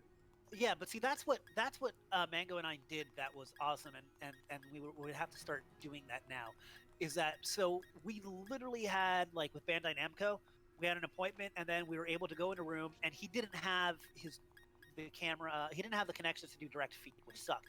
But we literally got to play for over an hour any of their games by just moving and collecting video, and then we could talk to Namco reps about it, and we didn't have to wait like normally an hour to play Soul Calibur 6 for a round. Yeah, I had that with Gamescom. Like, you taking appointments, we got to play stuff. Me and Nerbion got to play stuff like Spyro and all the Bamco games that they had coming out, like Man of Medan and Soul Calibur 6. And the Nintendo, we got to play Smash and Pokemon Let's Go and all that in like private areas, which was super nice. Yeah, and with the indie devs, you actually can talk to them about their I was like, and not just like random indie devs. I was able to talk a little bit to like Igarashi about Bloodstained a couple years ago, which was super cool. Even though he does not speak much English. I speak zero Japanese. Yeah, that's gonna be interesting. I need to I need to try and convince Master of Bear to come with me to Bit Summit. Yeah, Although, if I can get like 1 or 2 more people and we can get some money going, because like I said, I get it's right now. I love our patrons and all that. Thanks, hi Leo. No problem. The money you guys give us, but that also once again goes straight just to like website maintenance, YouTube stuff. Like occasionally it might go to a mic for somebody or something like that. Like that's where I'd like literally I've never made not only have I never made like $1 off of Source Gaming, but I even pay, like I said, every time I go to E3, I'm paying for my room, my rooms at the Airbnb and the plane ticket and all that stuff. Like it's I'd like to start donating more. It's just that right now I'm actually planning on moving house. So, well, I've actually like got the house and everything. I just need to like move. oh, nice. Congrats. Like move all my stuff. So we're not once that's saying all you have to sorted pay. out. Yeah. Leo, fund us going to appreciate E3. it, Sell the house. Make sure Spazzy gets to E3. It's priorities, man. Maybe I'll just move to America and go to E3. Hey, Colin, we should make a video just being all like, hey guys, if you want us to go to E3, here's a Kickstarter or something. I'm kind of okay with just sitting at the. I know you don't want my to. computer and I know you don't reacting want to stuff. You know what? That's the other thing too. Is I would have loved to have been on Reactions last year, but I couldn't have been for any of the shows because I was actually there. Or not last year, 2 years ago. Last 2 year years ago. 2 years ago, yeah. I mean, so like not this year because I'm already doing Bit Summit, but potentially the year after I could do E3 instead, because that's something I've always at least wanted to do once. And I've found flights to America have been surprisingly cheap this year. Like I keep coming up saying like you can fly to New York for £200, which is like crazy cheap. The only reason I haven't taken up on any of them is because I'm already going to Japan, and I'm probably going to Spain this year as well. and maybe, just maybe, Australia for Christmas. It hasn't been fully decided yet. So with all of this planned out, I can't then throw Los Angeles into the mix. Yeah. But next That's the year, thing, potentially. I actually have a decent amount of friends and family and other people in Southern California, so I also just like to visit there. So it's a good excuse to go. Mm-hmm. You know. Yeah. I think I'd rather Hang go to out. like TGS or Gamescom. Yeah.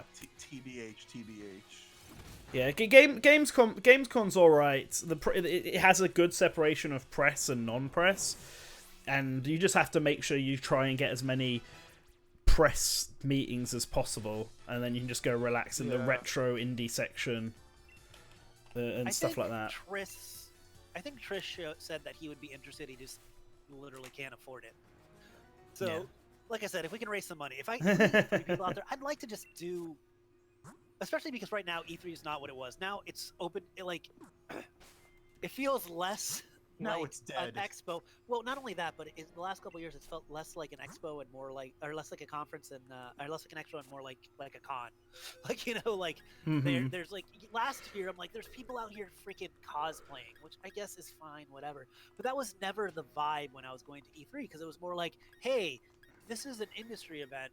We're here to talk and to network and to, you know, cover games, not to like hang out in OMG, I'm playing the newest whatever. Like, that's not what it was about. Like, it was obviously there's cool stuff like that, but it was really about meeting other people in the industry and talking to devs and doing this. And now it's morphed into this other big event because they want to make more money off it. And then on top of that, Sony's not there. I don't even know what's showing up. A lot of companies don't seem to care in the same way. They like none of the big three have a live show. Microsoft actually does. At E3. Microsoft's is in the building next door. It's not even there. Oh, right, okay. Like, you know what I'm saying? It's so I get it, but I would like to at least do it properly once because I feel like every time I've done it, we haven't really done it right. Yeah. And I think like the biggest problem is just simply the fact that like even E3 is trying to change it more. I don't know if you saw their leaked little PowerPoint presentation. Doesn't ring a They were bell like, now. "Oh, I did, but I forgot already. we need more influencers. We need more celebrities. Who we is need more." office worker Ronald?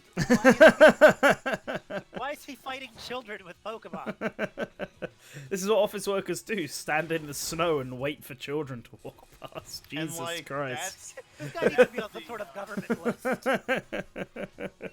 That's the shit that has me like extra worried about going. Sorry, I was getting food. What were you saying? Oh. That's the shit that has me extra worried about going to E3 is them just trying to turn it into like, you know, it's. I think I was talking about this last night about how like. Can you give us a brief synopsis of what it was they said? Because I don't think that we're too familiar. And definitely probably. I mean, it's stuff about influencers. No, it's basically and... that they're trying to turn it into like a big, like they're trying to turn it into a Comic-Con for video games. I feel like that's what they've been doing, and I hate it. Yeah, no, that's what I'm. They want more like celebrities and like media influencers and like big media personality names there. They basically want to turn it into like what Game Awards shows in like the early 2000s on Spike were, where they would just have like Ray Liotta show up and be like, "I love video games." That's a good point, Antonio. I like that. No, Spazzy. Antonio, have you played Ace Attorney, Spazzy? Game Awards there. Antonio just says that office worker Ronald reminds him of the murderer in the first Ace Attorney I case. see that. He's It's definitely a creep out here. what is even going? Now he's playing Pokemon Go. I don't understand. This is a Pokemon's a weird game. Pokemon's weird, guys. Indeed. But yeah, no, what were you they. saying? I was actually in the middle of getting food. We were just talking about E3 and how they're trying to make it more like Comic-Con and all that in order to try and stay relevant. I get that. Yeah, I think the big thing is. I can see that myself. Yeah, the big thing is I think a lot of the bigger companies that used to pay to go to E3 now realize they can get the exact same reaction cheaper by just doing like not live shows anymore, but instead just doing, you know, the Nintendo Directs and Sony's as long equivalent. as we don't get shut down by fucking Ubisoft again. Yeah. That's awful. don't cover the Ubisoft one, Embarrassing. basically. And here's the other thing. I don't think a lot of people realize this. Obviously, I'm grateful to be able to go to events like that and cover it and have a media presence, so I can talk to developers, I can skip lines, blah blah blah. I got in for free. I still have to pay for my plane and pay for the hotel or whatever, but I got in for free. So that all that is great. But it is a lot of work to cover an event like that. It is exhausting. Yeah. So Gamescom was actually Gamescom was shattering for me and Nervion, and then we had to go home and like record our sort of thoughts on the event. yeah, I think it's part of the reason the coverage wasn't that great is because after all of that, it was. And I have a lot of respect for the Game Explain crew because they have actually a much bigger crew than you think. Yeah. Oh yeah. I saw it E3. from the E3. Yeah. Hey, there's that toilet duck again. Hey, toilet duck. It's not very effective. Fighting types are not good against toilet ducks. Against toilet type. Yep. Fighters aren't good against. That's probably off down somewhere. People suggest really random types for Pokemon. This is a good point. So I brought this up yesterday, and then kind of left the conversation before I finished it. But like, everyone's always like, oh, they should do a light type Pokemon. They got dark type, they should do light type. But dark type is meant to be evil type, quote unquote. That's what it is in Japan. And so I feel like if they ever did a counterpart to it, it would be something more like Holy Light or Divine type or something like that, as opposed to light type. Celestial. Yeah, Celestial could be another one.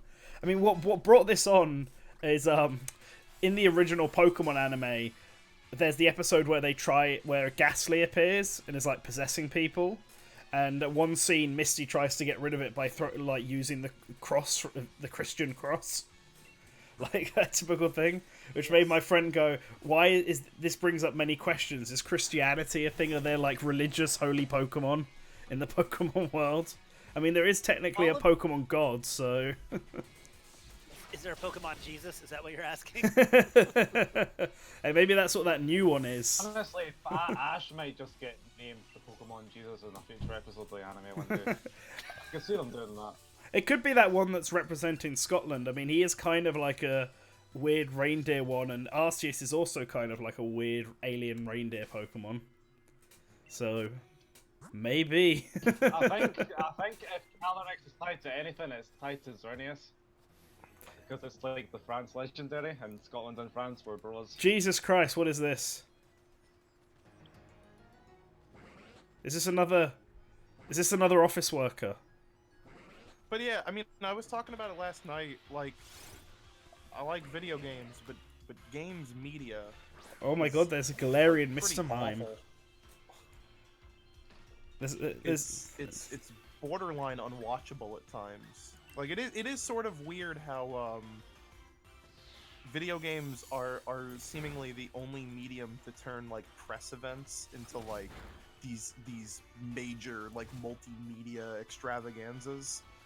Which is why it's really weird whenever I see like people who usually watch this stuff and they go to watch like an Apple keynote or they watch like the Oscars and they're like, this is fucking boring, and it's like, no, this is like the standard. Yeah. This is how this shit usually goes. Well, I think that might be. I mean, that might be why one of the reasons they're trying to make it more con-like, because people tune into stuff like Disney has that con every single year as well. That's effectively the E3 for Disney products, where they talk about all their upcoming Marvel, Pixar, other movies, any game stuff. Kingdom Hearts is usually there. Like, Colin, check patron chat. Would you say that's accurate?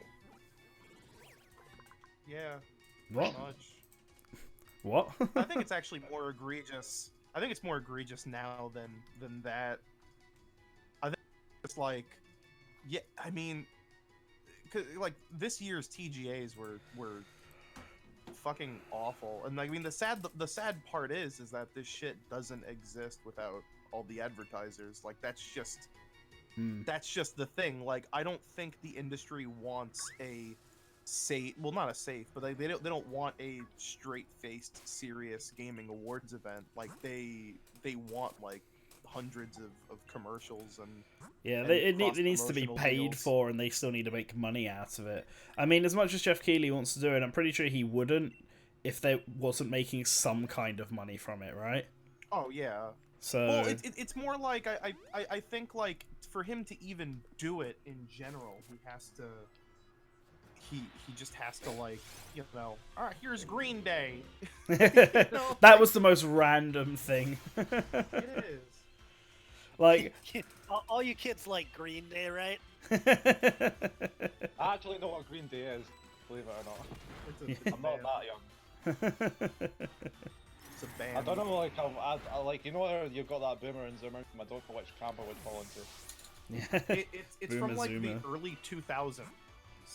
Well, Look, I Green mean, Day. Take that as you will. Green Day is a like, what, millennial. 96, and that's the only Yeah. album that matters from them. Wait, what? Yeah, American Idiot. You talking about? We're still No, talking no, about. I'm talking about Dookie. Dookie was 94, so that was. Okay. I think, was that their debut? I don't know, but that's the only one that really matters. And then American Idiot was a big one too. But Yeah. whatever. Oh, you kids. But yeah, I mean, like, it's. I remember someone yesterday in the Patreon being like, oh, well, not in the Patreon chat, but just in the Discord, and they were saying, like, oh, maybe the Oscars should have, like, trailers there. And I'm like, that's the biggest problem with the Game Awards, is that they have tons of trailers to make up for the shittiest award show on the planet. Like, Yeah. people tune in for the Game Awards just for the trailers, and like It was those are insane to me. simultaneously the best and worst parts of the awards. It was insane to me that they would literally just like skip over in the pre-show. They're like, fighting game of the year and this and like just like really fast. To what Yeah, Yeah. not even should be announced half of major, it. what should be major awards because they're major genres. Just so they can quickly get to like, Tripwire's making a shark game. You know? Yeah, and it's not even like E3 caliber trailers. It's like 10 different Magic the Gathering trailers. It was. Oh man. god. Yeah. Warframe's I didn't getting an watch award. the entire From the Game League of Awards, Legends they slip in universe. I think the worst part, I think like the single worst moment from the TGAs that stuck in my head is when they had the like a new reveal trailer for Birds of Prey, and they had fucking Margot Robbie as Harley Quinn, and she's like, "We're at the Game Awards," and I was like, "Oh no, the fucking worst thing ever." I watched like the first half hour of the Game Awards this last year, and then I decided, you know what, fuck it. If there's any announcement I care about, I can just wait for the morning. I'm just going to go. Yeah, I shouldn't And, have. that was the good I call. live streamed it. It, There, Colin, right? Who yeah. else was Oh there? no, it was terrible for me. It was like the same night that the general election results were out, so we stayed up to watch our country fall apart, and then thought the right solution would be to watch the Game Awards instead. You know, it'll be a Jeez. pick me up. The Green Day. Yeah, there's Playing a song nothing from going American Idiots and a song. Literally from the Disney. only, I mean, it's Wait, I funny got 'cause in a Beartech. similar Nice. vein, the best part of that night was the Muppets Untitled Goose Game bit, That's true. But I guess, which is like, just yeah, as egregious as the Birds of Prey thing, except like the Muppets are entertaining yeah. and not like And at pandering. least, at least Untitled Goose Game is like a game as well. Yeah. So Did they have a The difference is too that it wasn't there to try to sell more copies of Entitled Goose Game or He to looks promote very an upcoming pretty. Muppets project. Yeah. Like, yeah. It was just like, you know, what would be funny if we used the Muppets in a Untitled Goose Game bit. It wasn't like, oh, and now watch the Muppets Goose Game. Watch, Yeah. watch Muppets Beaker and DLC Bunsen for on- Goose. watch Beaker and Bunsen shorts on Disney Plus. You know, it wasn't. I would out of totally watch that, curiosity, though. did they have Jeff Keighley say the show was sponsored by Raid Shadow Legends at any point? They definitely should have. This Game I Awards would is sponsored love- by Raid Shadow Legends. Jeff Keighley does the whole Said it's spiel. so poorly directed. Imagine if the Oscars skipped awards like that. I would love Yeah. the Oscars to do that one year, just to see what the general reaction to the general populace for what is considered by people to be a quote unquote more important award show. Although awards are just weird, self-congratulatory nonsense, anyways. Yeah. But like Because yeah, it'd be great. Like they just do. I wouldn't say it's more important, but I would say the In the eyes- Oscars are definitely more formal. They're more respectable. Yeah. It's more prestigious in the eyes Like- of the general Like, I mean, population. award shows make sense from like a business perspective because it's a good way of showing, you know, we've achieved this. Like, it's like good evidence, right? That you've done that. Something you've done has either been financially successful or critically successful or whatever.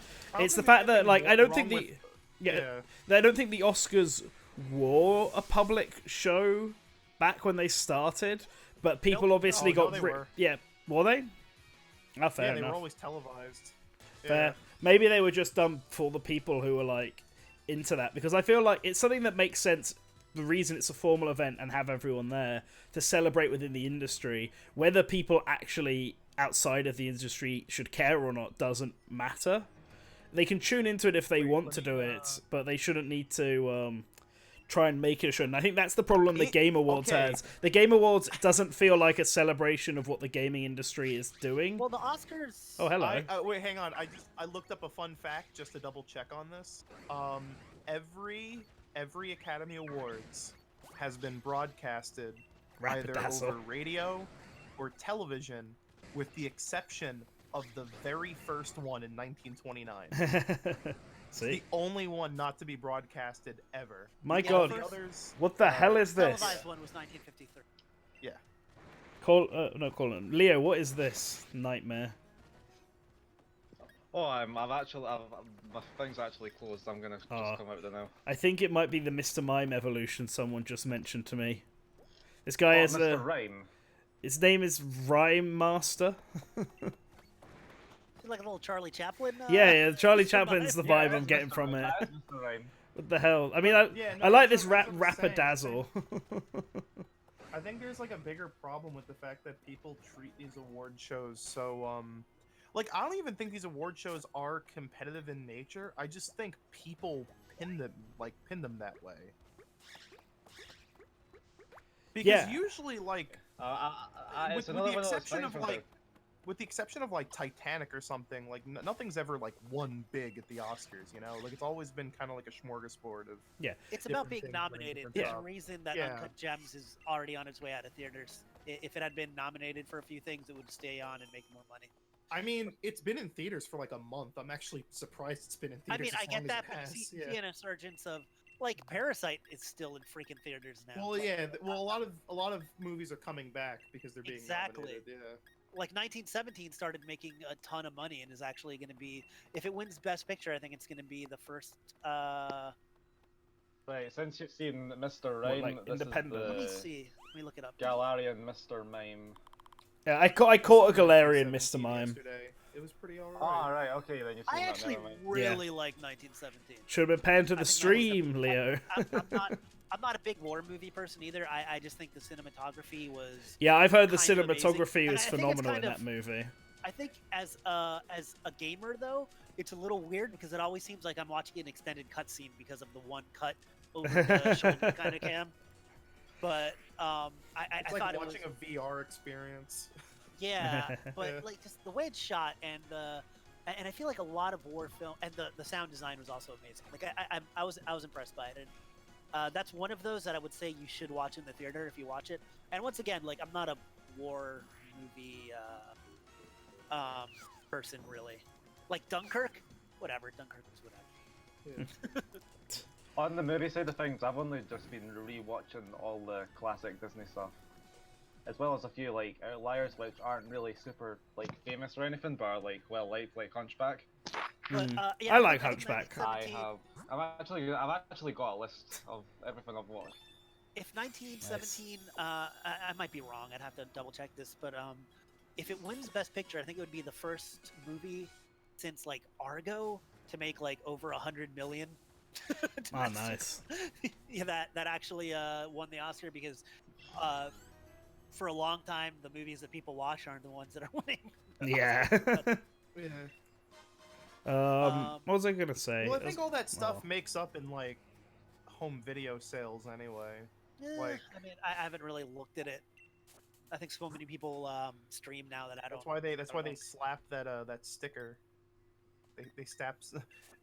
They They slapped that sticker on there. One time, Boom. man, one time I went into like a Best Buy and I was going through all the DVDs and they had like Disney put out a Blu-ray of like the 1930 whatever like Pinocchio animated movie, and that shit had a Rotten Tomatoes certified fresh sticker on it, and I wanted to fucking die.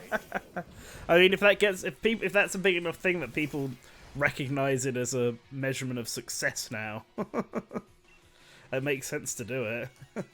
I'm gonna put like the IMDb ratings of every single DVD that I've got on the front, just so like, just. I finally saw. Remember what's good. I finally saw Yeah, just Marriage remember Story. what's. Sorry, go on, I saw Spencer. Marriage Story, and then I also watched. I thought it was a good double feature. The live action quote unquote, because it's still animated Lion King. Oh. So, I refuse to watch that. I refuse to watch any live action Disney. I don't mind the live action Disney films if they do Aladdin something was- different, like Aladdin Maleficent was did. okay. Like, Aladdin was okay. I They think. at least tried some things. It was a little weird, Guy Ritchie-esque, a little too much, but But I feel like Maleficent was a good excuse to do a live action one because it's the same world, but you have a different like perspective on it and a different story it's like they on it. hooked it. Yeah, they hooked it. And if that's they did fair, the same, I just think the whole. yeah, if they had done the like same that. thing for Lion King or Aladdin, then I would have been a bit more for it. Like, Aladdin could have been a lot cooler if it was from the genie's perspective as opposed to being from Aladdin's perspective. It kind of was, because he was telling the story to his kids or something. Spoilers. Yeah. But, like, if it was actually, like, it went through Yeah, the I know what whole, you all mean. the genie's previous people and how he's constantly ended up in the lamp. Do you know what would have been a great movie? Jafar. They kind of get into it in the new Aladdin, where they're saying, "Oh, I was like," he was pointing himself out as like the counterpoint to Aladdin, where he's all like, "I was also born into nothing as nothing, and and he's like, I'm not like this sultan here or this princess. I clawed my way up to this position. I did what I had to do. I was mean, I was ruthless, and look where I am now. I'm the second most powerful person in this kingdom, but the law and the way this kingdom is won't allow me to be, no matter how good or competent I am, unless I freaking marry this princess or whatever, I'm never going to be sultan, and that's unfair and stupid." But, I mean, he was also a really two-dimensional bad villain, but that was kind of baked into his backstory, and that could have been something. That could have been a cool really and interesting way because he becomes a counterpoint, yeah, like you said, to Aladdin at that point. Because Aladdin only gets into that position because he finds a magical lamp that allows him to Yeah, exactly. get He's a good everything. person, whatever. Yeah, I feel like like adding depth where there previously was none because there didn't have to be is like really cheap. I don't know. mean, I don't think know. that's Things are like Wicked. yeah. I Yeah, but, think like, it's I don't know. The difference between Wicked is that it's almost like an entire story outside of the perspective of the Wizard Yeah, of but you Oz. could. yeah, but you do could, that. so You could do that. was Maleficent though. Maleficent Yeah. barely covers Well, any I'm of saying that's actual fine. Sleeping I think Beauty. if they just remade Aladdin, but they had like some weird fucking scene where Jafar fucking tips his fedora and is like, "This is why I'm this way." Well, I mean, at least it would be better than like maybe like they're like, our big change is that we made Jasmine a girl boss, and you're like, she always kind of was. The Yeah, best thing they could have done was just to not make it. but I like get it. And the second best thing they could have done is to have Guy Ritchie not be the one who directed it. But yeah. here we I are. just find all of these remakes so cynical and vapid. That's why I Jungle refuse to Book see was. them. I really liked Jungle Book because Jungle Book completely recontextualized a lot of the story, and it's funny because it didn't even like recontextualize the Kipling story so much as the Disney adaptation of it, because it still had King Louie and it still had Baloo doing Yeah. the song and stuff like it, but it was completely different and modernized, and that I think is the best one. Lion King I think is the worst. I don't know. Because Any of you guys think Lion King's we'll definitely ever the get, worst, but like, live action remake of Pixar films? Like, we'll get like a live action Toy Story. No. nah. I don't know. I wouldn't put it past them, but God, I hope not. I wouldn't say live action remakes, but they did. it's called Child's Play. That's the Yeah. live action. There was a time where they were actually planning on having a company that wasn't Pixar make all of these movies. They literally set up a Circle new 7 animation. Yeah, the Circle 7 animation, also known as Pix Aren't. And they oh my god, the weird thing is you can actually read like the original scripts now for like Toy Story 3, like before Pixar was working on it. Yeah, And so it's what happened was Buzz Lightyear got recalled. yeah. And Well- they were advertising they were starting advertisements for that Toy Story 3, and then they just canned it. It's bizarre. Interesting. Well, they now own Blue Sky, so now they own another animation studio who I Yeah. assume are just going to be making Ice Age cartoons for Disney Plus from now on. I don't know what they're going to be doing, but God, I hope they get to do something. I hope they get to do something different. Blue Skies. It's Yeah, because, done like, with I Ice I Age. think they're fed up with making Ice Age because, like, Yeah. I was watching. I watched the Ice Age film, well, the first 3 Ice Age films a while back, and I looked into what the 4th one was about, and it was basically just Ice Age 2 again. And then I looked into what Ice Age 5 was, and it Ice just has Age this. 2 again. I wish that's what it was called. Just be open and honest about it. I And then think. there was Ice Age 5, which gives Scrat's Acorn plot importance by having it collide with a meteor, and the meteor starts to try to collide with her. So at that point, you've jumped the shark. You've jumped the shark on that. Oh god. Isn't Dennis Leary in those movies? Maybe. Isn't he who plays the tiger? Oh no, Or am I misthinking Interesting. that? Yeah, he does play the tiger. He does play Yeah, and John Leguizamo and Ray Romano. It's such a Queen Latifah. It's such a fucking Yeah. weird. I feel like Cast. because Blue Sky tried other stuff. They did Rio, didn't they? The Bluebird did. one, yeah, and like they've tried Yeah, some they did other. the Peanuts Dennis movie, Leary, I was and the right on Peanuts, that, the goddamn. Peanuts movie was actually kind of visually interesting, I think. Yeah, like they've tried other stuff. It's just that it's never successful Europe loves Ice Age. as Ice Age, so they always fall back to Ice Age to make money. Also, hello Eric. What's up? Walking, talking about Ice Age. Yes. We're talking about Just talking about Ice Blue Sky Age. Studios. Like, and when what, like, what, I what the was hell in Disney's Italy. going to do with them? the north of You know, Italy. They And could make some. At they this, could we make were some- at this local theme park Hold on. called Gardaland, and at this theme park they had like Ice Age characters walking about and an Ice Age ride, and all the Ice Age ride was a simulator of like 5 minutes of the third movie. Wait, so it was just the footage from the movie? Yeah, it was just footage from the third movie, and that was the ride. What? Okay. Like a feeling. Oh no. They could probably do some cool stuff with Ice Age at Animal Kingdom. Yeah, they probably could actually. Yeah. Just redo that dinosaur ride that has nothing to do with that was based off of that awful Disney dinosaur movie from Whoa. like What, 2000. walk with dinosaurs. No, Walking with Dinosaurs was the TV show. Was Yeah, it was a TV show. I was thinking, yeah. Oh yeah, it was in that like dinosaur Oh, but movie came out 3D years or back. something. The Disney one. Yeah. It's like the first CG Disney. Yeah. That wasn't Pixar. Yeah. Yeah, bad. people kind of forget it, but that's literally what that ride is based off of. Like the main Yeah. protagonist from I that love that. movie is you save from the mass extinction. That's how that ends, and he saves you. He lifts up a freaking tree or something. Okay. People are speculating. Here's a picture of the cover. I dropped it in our chat. People I- are speculating that Nintendo might be acquiring Game Freak. I mean, how would that really change? Why are Unheard people? of. much? Yeah, I mean, why are people speculating this? What would Because cause they, this? they just moved into a new building. Well, Game Freak Yeah, they did. got moved closer to Nintendo's main office. Yeah.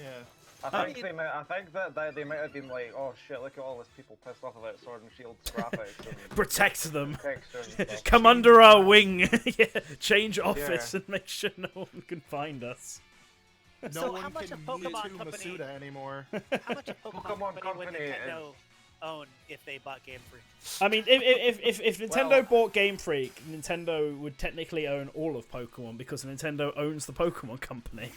So Oh, well, there you go. it, And the- then they can take it away from Game Freak I think something and happened give it to another studio, like how Microsoft does with rare properties. Because didn't they just put Town on the PS4 or whatever? yeah, Game Freak did, yeah, because Game Freak's not I know, owned by I know. Nintendo, yeah. So some of their games, like I think Harmonite, and Drill Dozer and Harmonite has Tembo the Pokemon Badass stuff in it, Element. so I wouldn't imagine that would get put on anything. Well, no, what I'm saying is Harmonite, Drill Dozer, and Pokemon are the 3 Game And Freak Pokemon. series that are owned by. We lost Eric. Aw. Hi, Yeah, Eric. yeah. They're all owned by Nintendo, and then what Eric just said a moment ago about Tembo the Badass Elephant, that weird 2D platformer one they released. Pocket Card Jockey and Town are like all Game Freak owned. Drill Dozer was a Game Freak joint? I thought it was connected to, like, Dig Dug. No, Drill Dozer. That's you're thinking of Mr. Driller. I know, right? Mr. Driller and Drill Dozer, 2 Game Boy Advance series coming out at the same time. But no, Mr. Driller is the successor to Dig Dug by Namco, and Drill Dozer was a 2D platformer by Game Freak about a group of thieves who use a Gurren Lagann style mech to break into banks and steal stuff. Yeah. Drill Dozer is surprisingly good. They got a trophy in Brawl, right? He got assist trophy in Brawl, yeah. Jill did, the main character, and then never appeared again. It was literally replaced by the item, the drill arm. Yeah, I It's think the same so. thing. Basically, yeah. Got to get that more Kid Icarus love in the game. Isn't there a lot of Brawl assists that didn't come back? Like, what is it? The band one never came Barbara the Oh, Bat. Barbara the Bat. She should have. I think I can't remember if this is the case or not. I feel like there was evidence in the files that she was meant to come back for Smash 4 and just didn't. Too hot for E10? What, sorry? Too hot for an E10 rating? Yeah, she was. In a game with that eventually had Bayonetta in it, I don't think so. I think Barbara is Okay. fairly tame. What were we all saying again? I had to leave. For Talking about assist trophies in Brawl that got cut, I like have Barbara the list, Bat. Right, I have the list here of cut assist trophy. If you guys want to hear it. Yeah, go on then. Barbara the Bat, Right. Electman, Yeah, Excite Bikes, which is really odd. yeah. Hellerin, which stupid Yeah, I remember that one. platform that went in a circle. Infantry and Tanks from Advance Wars. That I'm upset that one got cut. Like, Yeah. sorry, go on. Well, the thing is, Infantry and Tanks and Excite Bikes both got cut, and they both kind of did the same thing. Yeah, well, so that's why wondered- I got why Excite Bike, because Infantry and Tanks was in Smash 4, whereas Excite Yes. Bikes was cut after Brawl, and I get like not having both of them because they do the same thing, but then keep at least one of them. Don't cut both of them. Maybe Yeah. it's because they had like Boss Galaga. Maybe they felt. I don't know. They do different things. Just they're Okay. both sprite based assists. Even Yeah, though but, Boss like- Galaga's an item. Yeah. Okay, so then we had Jill Dozer. Chill Dozer. Here's another one that I think is weird. Cat and Anna. Yeah, Cat and Anna being cut is an odd one. But Yeah. WarioWare people? yeah, they Black brought Tooth- Ashley and Black then. Tooth and Spinies. I think they wanted to just. It might just be we have Ashley, we don't need Cat and Anna, we have Chain Chomp now, and Hammer Bros still around, so we don't need Lakitu. Like maybe it was just to try to balance. Yeah, like Electman was basically replaced by Zero. Yeah. So, Right, that made sense. Yeah, Magnus. why Electman? I always thought that was weird. Oh, it's because Electman was I the think it must be- first. No, I know this. Electman is the first Robot Master ever designed, and so they wanted to And celebrate that. They're he gonna was- put I mean, don't more people He's know like Metal Inafune's. Man? He's Inafune's favorite too. Yeah, that was as the other well. thing. He's Inafune's favorite. But like, yeah, I mean, more people know about Cutman and Gutsman. Gutsman. Yeah. Gutsman's ass. But yeah, but no, it's definitely because he was the first one designed. He was the first one that was actually designed by Inafune, and he was Inafune's favorite robot master. Inafune was still with Capcom when they were originally talking about Mega Man. So I'm sure that he talked to Sakurai and he's all like, "Oh, can you put this guy in as an assist trophy?" I'm almost Yeah, positive that- like Sakurai probably went to them and like, "We'll have a Mega Man assist trophy," and they were probably just Inafune was like, and he "Do got Electman." He got replaced by Wily, not by Zero. Oh yeah. Which widely makes more sense as the main villain. Yeah. I would still like all of these back. And then there's 5 more. Magnus from Kid Icarus, which there's already a ton of Kid Icarus stuff in there. Yeah, we and still have, what he does is. Pyra. Do you remember 2010 when everyone thought he'd be like a playable character? Oh, was Magnus! weird. So many people pushing for him. Yeah, it was the 3 were Magnus, Zoroark, and Irahim. Everyone thought he was It's just the HMK wish list. Yeah. He was, and he was pushing for all of them plus Sora. And you were saying, NantenJex, what he does is kind of done by others too.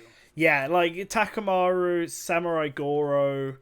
I feel like there is definitely more that just run around and beat the crap out of people. I mean, Waluigi, Alucard does it. Alucard, yeah. Knuckles. Knock is Knuckles. Yeah. There's another sword character that I was just Oh, thinking. I'm here. I'm at London, guys. I climbed over the icy snow mountain and ended up in London. Just like in real life. Yeah, Black Knight's another one. Black Oh, yeah, Knight's Black- actually very comparable. That's a good. Yeah, I like the that Black Mr. Knight. Rossetti, who they Uh, got rid of because it upset young children or something. You know who would have been a perfect replacement for Rossetti? Cranky Kong. They should have done that. Cranky Kong would have been a Cranky pretty Kong would be great one, Professor yeah. Oak. Professor Oak could have also been a good one, but I think with the Pokemon having their own thing, I it's just suppose still. yeah. I mean, The we've got next- Team Rocket Mies now, so why not? Hey, it's Big The Ben. next 2 are a little weird, and I think really should have been back, and have me costumes, and that's Ray Mark III Uh-huh. and Saki Amamiya. Amamiya I from, am really surprised that Cinema. Saki Amamiya got cut. Ray, Yeah, me I can too. sort of Like- understand, but Saki was like really popular and was a pretty cool Yeah, one. and he was in Smash 4 too, right? Yeah, he was in Smash Yeah, he 4 was. as well, unlike Ray, who got cut after the first one. Well, I Yeah, sort of it's- get why Ray was cut. He was really tiny and hard to see. Yeah, and he's not. And yeah, I'm not. He's unique, but he's not like that special. Even though he's unique, you know what I mean? Yeah. I'm here in London, fellas. last- That advert. The last one Wyndon. is Tingle, and Oh, Tingle's Tingle. a stage element Great. now, so it's Yeah. not as big of a deal. Oh, London's called Wyndon in this game. Yeah, Wyndon. What Brilliant. Did He- Tingle do? Tingle was just random effects. Like one of them was just like flinging bananas Yeah, everywhere. it was and sim- another was flinging Drop hammers item. everywhere. Yeah, it was similar to Ricky, who is still an assist trophy, but Ricky does like status effects, whereas Tingle dropped items. You know, we were talking about Melia as a playable character way earlier, Mm-hmm. and what's funny is like you know how a lot of characters from the same series have not. I guess similar themes in their kit, I guess is the best way to put it. Like the Star Fox characters obviously are clones or semi-clones. But like even like a lot of the Fire Emblem characters have like a down B counter and a charging neutral, stuff like Mhm. that. You know, especially the Ike and the characters based off Marth. I feel like she could definitely have a stat boosting neutral special, just like kind of like how Shulk has with the Monado Arts Wheel. Because she was even more of a buff and debuff character than he was. Like Right, she is- actually is the character that does buff and debuffs mostly in that game. Yeah. You Right, could do this is actually really that with random, Fiora but- too. Spazzy, I'd like you to have a look at this Pokemon. What do you think of it? Okay, let's do it. Oh. That's a big chungus, man. I'll get the Wait, Pokemon isn't up on screen we're talking about. The fat squirrel. Yeah, I've got the very fat good. squirrel. I'm thinking this might be, now that we're finally here, the final city, done all the gyms. This might be a good time to end Leave the off. stream for today. It's been Fair enough. 2 hours and a half, near enough. Leave Oh, it. damn it. Yeah. I wanted to complain about the reaction to the Doom all content. Okay, let's do it. No. Let's let Colin complain No, real quick. and He then- complained about this all Why- before why- already. Why do people not think Doom Guy and Doom Slayer are like the same person? Why do people think they're two different characters? To be It's fair, it's fucking dumb. They aren't. to be fair, the story is really weird to try to follow in Doom 2016 because there was like, I guess, an ancient entity that like sold his son or something. I don't know. I was trying to follow it last time I was playing it. The thing is that the same guy? Did they merge? I don't know. The thing is, it's really fucky because like the lore of Doom 2016 is like, oh, the Slayer has been around for centuries, long before the UAC and like multiverses and shit like that. But like if you read Stop eating your mic, Hylio. We're trying to listen to Colin. if you read the fucking flavor text that describes all this shit as well, you'll also read that like previous, events by the Slayer, and they just list the plots of Dooms 1, 2, 3, and 64. Like it's but like it's still, everything happened. It's the same person. I know it's the same dude. I know it's the same dude. People don't read stuff like that. Especially because Doom 64 seems to lead really well into Doom 2016, like Doom 64 in particular. Well, that's the funny thing is that Doom 3 leads into fucking Doom 16. It's like those games only take within the lore, like within the canon, they only take a few years apart from each other. Listen, I blame marketing because like they kept like going around. Oh, it's a reboot. Guys. Yeah. But it's also funny because it's like those plots are nonsensical. I mean, they still keep the whole BJ Blazkowicz and Commander Keen are like Doom Guy's ancestors. Like they keep that canon while also trying to push this whole like the Slayer is a ancient knight, so it's like I'm thinking that somehow the spirit of that knight weird. That's like, what I always merged, thought. That's what I always merged thought. with the survivor of the UAC incident to make like Super Doom Guy, basically. that's why the Templars or whatever they're called look like the fucking Ranger from Quake. Like it's all it's all connected, man. It is. It's like some weird Quentin Tarantino. Like they're all the same. Guys, all right, I do actually want to sort of stop the stream. So, Eric, get what you wanted to say in, and then that'll be it. All right. No, I don't have anything else to say, really. Okay. Then in that case, thank you everyone for joining me on this sort of mixture of a Good Morning Source Gaming and a Pokemon stream. Made some good progress on the game, and we're now into Wyndham, which is the final city where the Elite Four and I guess where all the final battles will happen. So hopefully we'll be able to cover that all in the next stream, which might make it the very last one. Guess we'll just have to find out. But yep, thanks everyone for joining in. Stay tuned for the next episode. Support us on Patreon. Pay attention to all the videos and stuff we're going to have coming out, including that Me Fighter one we teased about and the Echo one we also teased about. You guys got any last things you want to say before I stop the stream? For a second, I thought you meant Echo the Dolphin and not. That's way more exciting, honestly. Echo the Dolphin. All right. Hey, That's all right. Fine. The Dolphin was weird. That's all I want to say. Echo the Dolphin. All content. It's coming. To this day, I cannot tell you if Echo the Dolphin was a good or bad game because I'm not sure. People were high when they made that, man. It is an interesting experience. And why isn't he in Sega All-Star Racing? Well, Why isn't there like an Echo Pod? I mean, a dolphin driving a car would be very difficult, I feel. Just saying. I mean, maybe if he wasn't Just Echo, saying. he doesn't bow down to your limitations. They could have him in a big fish tank on wheels. Yes, it would be great. All right. A little fishbowl, and he's just swimming around in it. All right, okay. Thanks everyone for watching, and I hope to see you all here next week. Bye. Bye-bye. See ya. No, hold on.